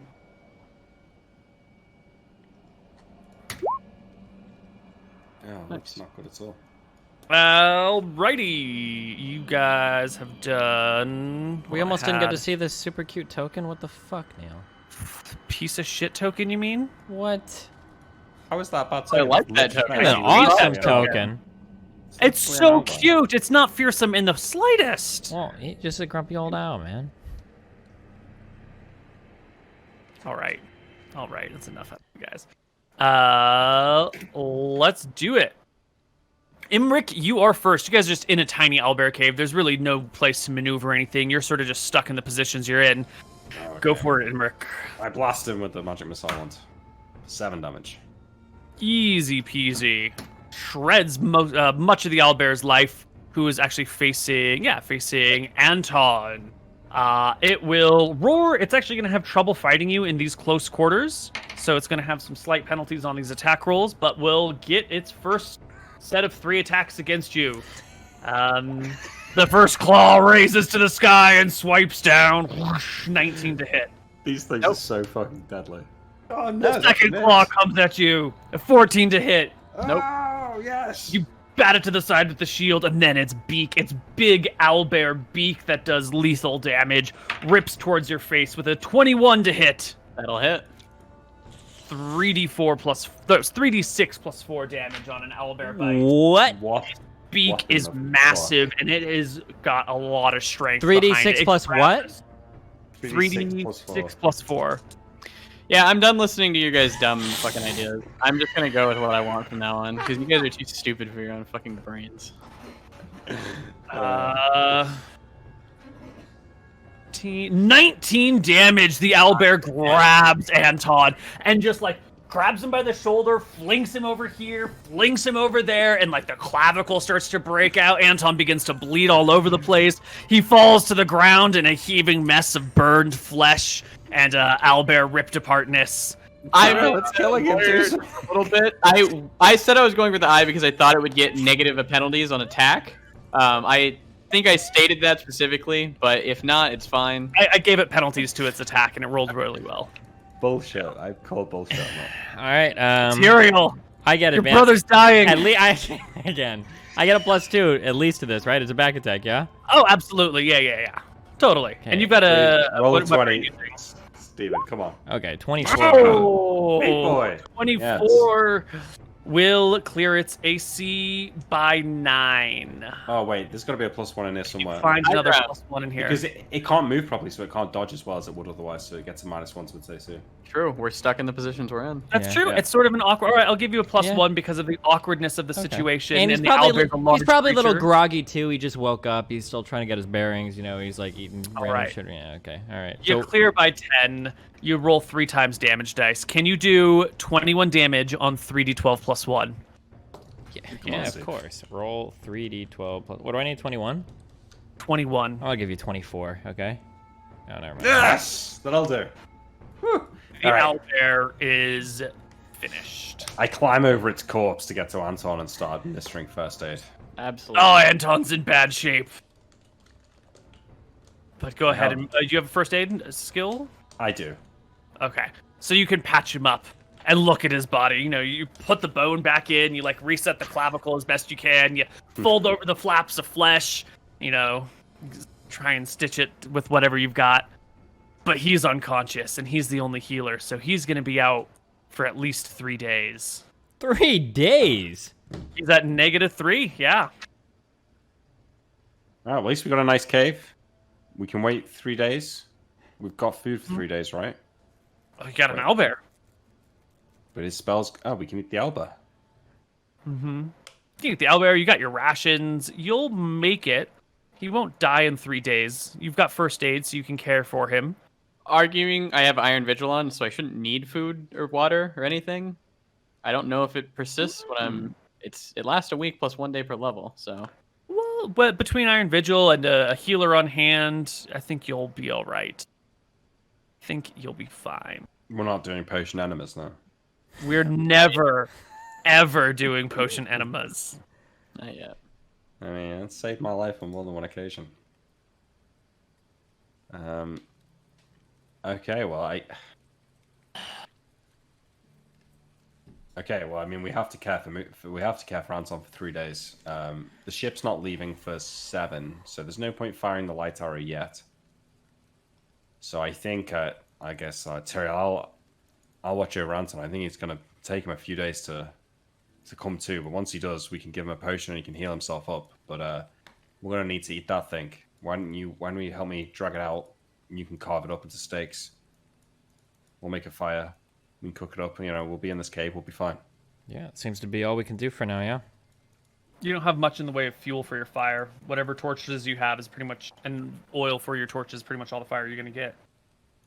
But that's fine. Probably. An ever-burning candle. Ever burning candles, yeah, but that's not great for like cooking little morsels of food over candles. We got 2 of them. Got 2 of them. True. And we There's no got wall trees of on this. defense. True. Is there any trees on the island? Oh yeah, totally. You want to wander off and leave Anton behind to go find some trees? You have an No, axe. I'm just asking, is there trees on the Oh, island?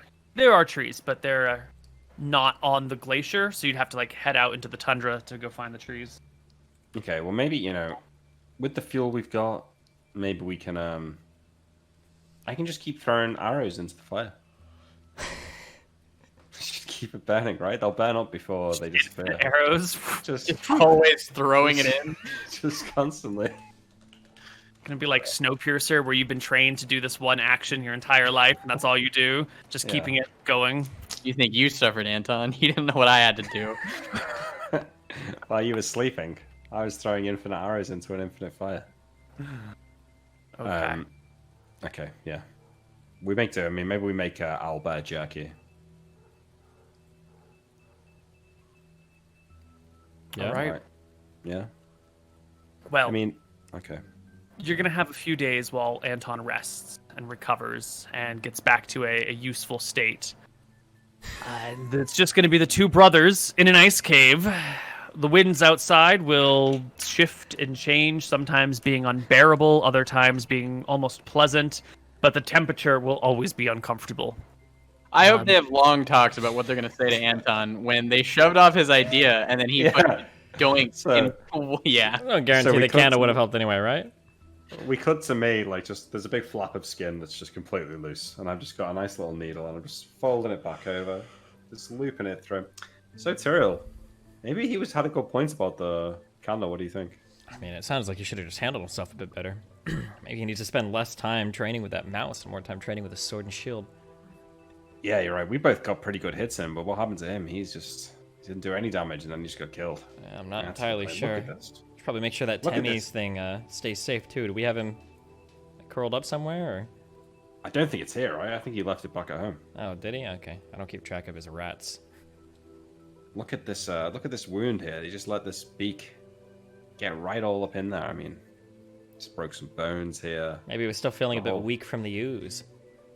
Yeah, he attracts the monsters, doesn't he? Do you think when we get back to Wicthron Rentha, we should have him trained with Father a bit more? Want to try and learn to fight a bit better? Yeah, he spends too much time in the church. Maybe that's it. Possibly, yeah. Well, it could be worse. At least we've got a cave. I think if we had to spend 3 days out on the ice out there, I'm not sure we'd make it. Probably not, but here we are.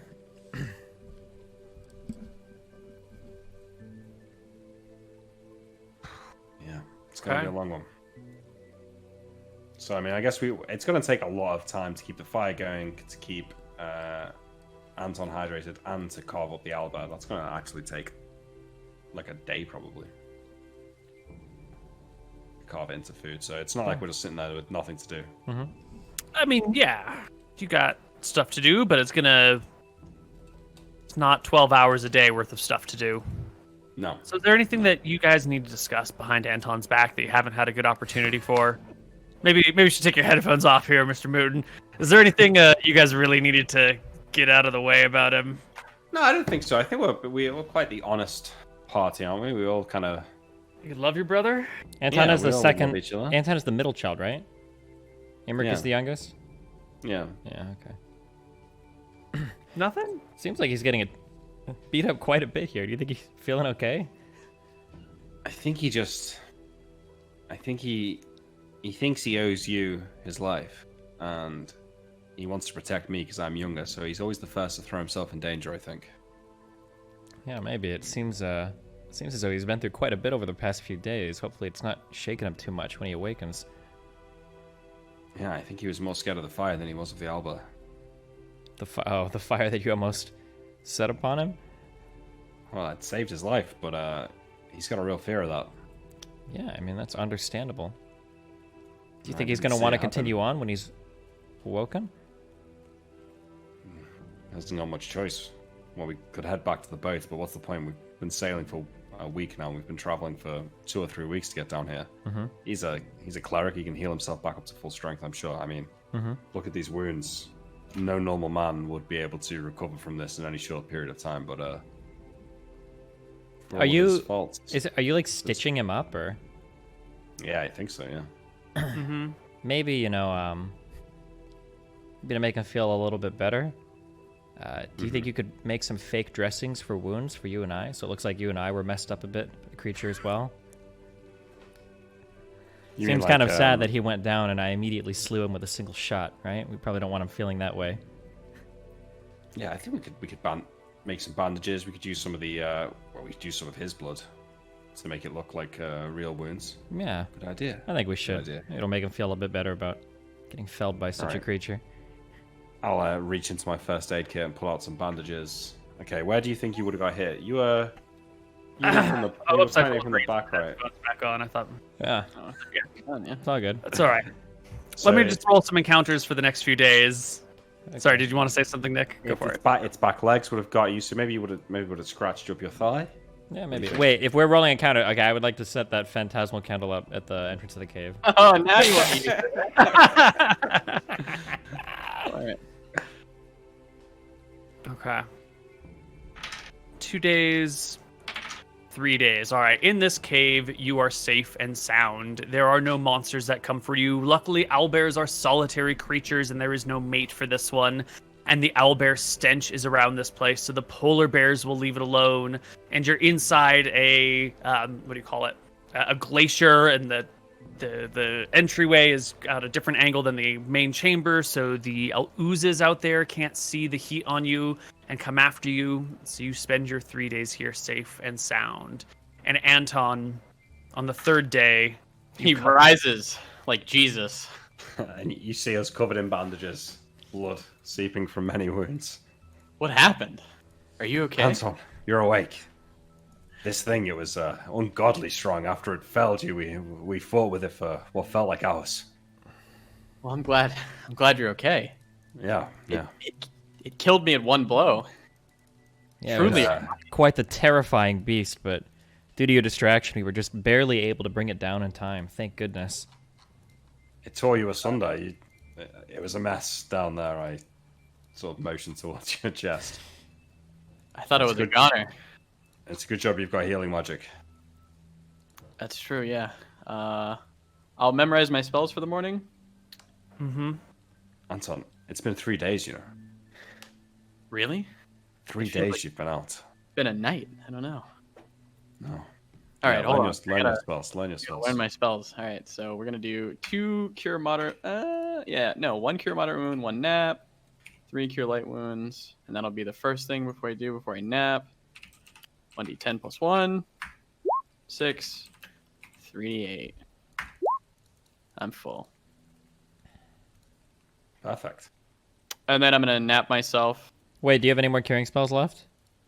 I'd have 1 more. Yeah. When you nap, you're gonna get it back. Anyway. Yeah. Yeah, well, you don't should heal one of us. Oh. Which one Yeah, of you? well- Which one of you is more wounded? Who needs a healing? Tyrael took a pretty vicious blow to the thigh. Okay, here you go, Tyrael. I'll Thank you. slap you with 5 points of healing. Thank you. I take a nap, which removes that, and I'm going to take Okay. fine traps. I'll take 2 fine traps, I'll redo my spells today as well. Then. 2 healings, 1 remove fear, 1 detect spell, Do you think I need detect magic? maybe. I guess I'll take 1. What do I For want like to be traps and overall? stuff, it might be a good idea. Yeah. If we find Yeah. this area, we're gonna need like whatever we can for detecting traps and moving Okay, so I'll stuff. take- And 2 detect magic, 1 color spray, 1 invis. Do you think we'll need knock? Yes, we Yeah, could, okay. right? That Yes, works sir. on magic doors still, yeah? Yeah. I'm gonna take an animal friendship, fuck it. Okay.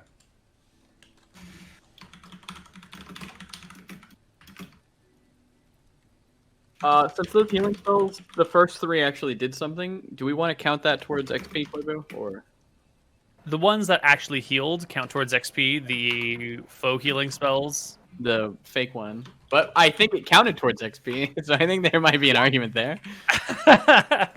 Illusionary XP. Okay, so we'll call that... I think I've done 4 Cure Light Wounds so far. You did you did the cause and then No, I've done 5 then. and then yeah. 2 lights. Wait. Yes. Person.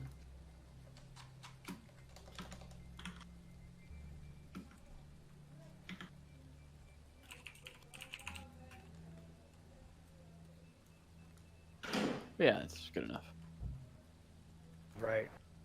Okay. Well, I think you probably spend that full day casting spells and need 1 more day of rest, right? Or are you good to go? I napped myself, so I'm good to go. Yeah, you napped. We're good to go. Oh, are you up full? Yeah, sorry. I'll swap All that. right. Our party recovered, ready to go again. Where are you gonna head out? Okay, let's think. After 3 more sleeps, we need to alert the ship that we're still coming back, right? Yeah. Yeah, okay. I mean, we're still heading south-southwest. So it looks Okay. like Mace. Are you sure you guys don't need another night? You look injured still. No, we're okay.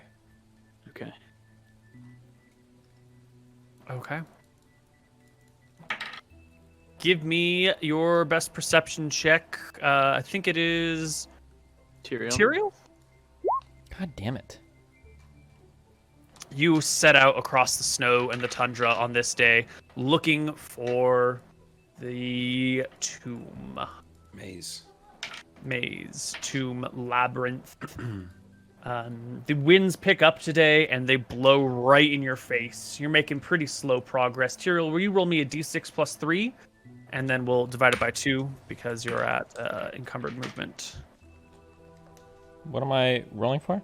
Oh, how far? D6 sorry. plus 3 Yeah. miles. Ooh, so 3 miles today can actually cover quite a bit of ground. 3 miles in a day, right? That's actually not that much room, but you can do it. You will see a large bluff, almost like a mesa off in the distance, which is a little bit more southerly than you had been going. As your day begins to wind down, it looks like that's probably the direction that you should be heading in, but you're not there today. I think you're going to have to spend one night out in the cold, unless you can spot some cover nearby. The mesa's like a mile off, and you've only made like 3 miles today by the time it's starting to get a little bit dark, so you definitely can't make it there. Can we just no. force march this one? It wouldn't even be a force march. It'd just be like 1 extra mile, yeah? I mean, it's it'd a be like third of about your a third day's of it. movement in the dark, in the night, in the snow. It's pretty tough on you. If everyone makes a con check, you can do it. Otherwise, you're going to collapse in exhaustion with no shelter. No, So we if you should, want, we should look for shelter. Yeah. Yeah. Okay. Okay, 2 more. There's left. not much in the way of shelter around you. Do you guys have any means of making shelter? Did anyone bring a tent? Just bedroll. Bedrolls? Do I see any animals? Any birds? Anything? If I see anything along the way, I can talk to it, and I can attempt to see if he knows where anything is. Why don't you give me a separate perception check of your own to see if you've come across any animals on this day? Yeah, there was a little bunny, little snow bunny popping around. All right, I'm gonna speak with him. Hey, I waved at the bunny. I roll One my animal- eyes when I see him talking to small rodents again. I think you can get to within 30 feet of the bunny. Yeah, what's up? We're looking for some shelter, like a cave or something like that to stay the night in. In return, I can Cave? keep. Burrow? You need a burrow. You Yeah, have a burrow? Where's your home? Why are you homeless? We're lost. Oh, yeah. We stayed last time in big owlbear cave, and I'll do like the whoo with like the. That's where we stayed. Bunny's last time. ears go back. It sinks low. Its eyes get kind of tight as it braces for panic. That's where it was last. That's where we stayed last night. But we're looking for somewhere less treacherous. Do you have any ideas? Bunny is going to make his very best bunny intelligence check. Not good enough. So, And just goes, you can use my home, but you're a little big. Nice. that's all right. Thank you, though. I'll wave him off. Okay. Any luck, Anton? He said we could use his home, but Oh, it's a little big. We're a little Small. big. Yeah. No idea. Back to searching then, I guess. I looked at Tyrael. What are you looking at me Wow. for? I'm sorry. Do you expect me to know where there might be a place to sleep out here? Oh no, I was rolling my eyes. No. Yeah. Never mind. All right. Well, you guys can make the best of your situation, using your bedrolls and your clothes and all your gear to try and create the most comfortable environment possible. I'd like you all to make me Constitution checks for this very cold night. Am I You good can with roll Iron one. Vigil? You are good with Iron Vigil. I'm You gonna are try fine. and help out Nick because he's the spellcaster before he rolls. Oh, he's... Boom. Nailed it. I was gonna give him my bedroll too to help him warm up. Cuddle him in the night. Yeah, you guys make it through the chilly, freezing night, and when the morning comes and you stretch and warm yourselves up, you're going to be okay. Had you failed, we would have had combat and AC penalties for the rest of the day, but you do all right. And that day, you can make your way towards this bluff and begin to circle around it. I think you can make it. Let's check the weather today. Been a while since I've had to do weather checks. It is only light. So you definitely have enough mileage, no matter what you roll, to make your way around this place and take a look at it. Cool. And partway through the day, you come across what must be the entrance to the labyrinth. It is a recess in the mesa, which is, ice sheet covered. Wait, sorry, Uh, what is it? What is a mesa? It's like it's like a tall cliff that's like flat on top, Okay. just like a section of ground that's been shoved up. Yeah.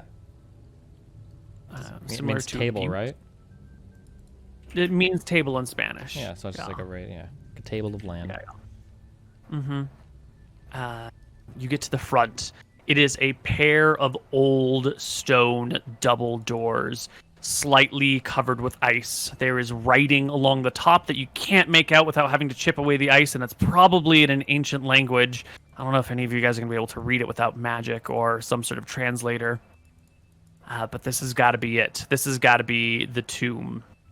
The door sits maybe 10 feet into the mesa, like in a recessed entryway, so it also provides a little bit of cover from everything on the outside. And I think we will leave it here for today. And when we come back next week, we will do our best to investigate the outside and the inside. Sounds good. Amazing. Fun session today, Amazing. guys. Yeah, coming back. Yeah. I have I think I've got a few questions Oh, nice. for you guys at the end. Listen, if you guys want the opportunity to ask questions or to have your names on any of the beer back screens, join the Patreon. It's linked in chat. Question 4, Koibu. Are you ready? So ready. What is your favorite food?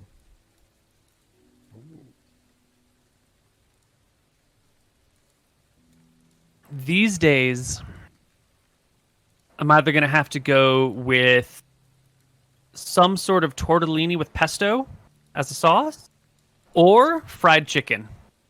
It's one of the two. Both great answers. Okay. Listen, this means Maybe like a question for the 3-cheese players. tortellini with pesto. Destiny and Moody Booty Cakes, how are you enjoying 2 Neil Edition versus the 5e campaigns? I'll go first. I personally like second edition a lot more. Fifth edition, I feel like the class identity is kind of lost. Everybody has some sort of healing. Everybody has a little bit of everything. So I enjoy second edition more. I'm still kind of undecided. Feels like 2e, there's like a lot more flexibility in terms of what you can do. It seems like 5e is a lot more easy to just get like rolling right off the ground without having to think much.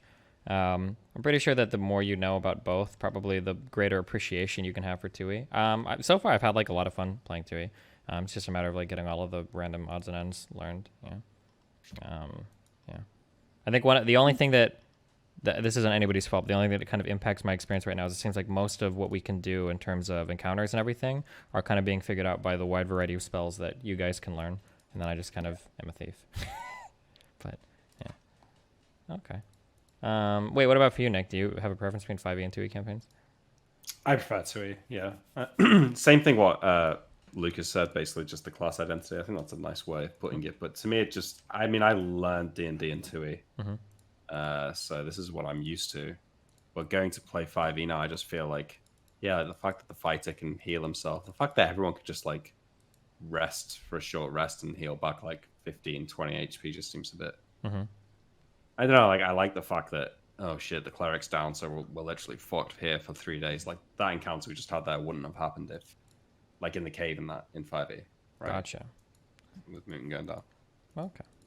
This question, I don't know what this means. Ask for Koibu, set Roll20 music on repeat. I don't know. Maybe I let the music die. Person should be ignored.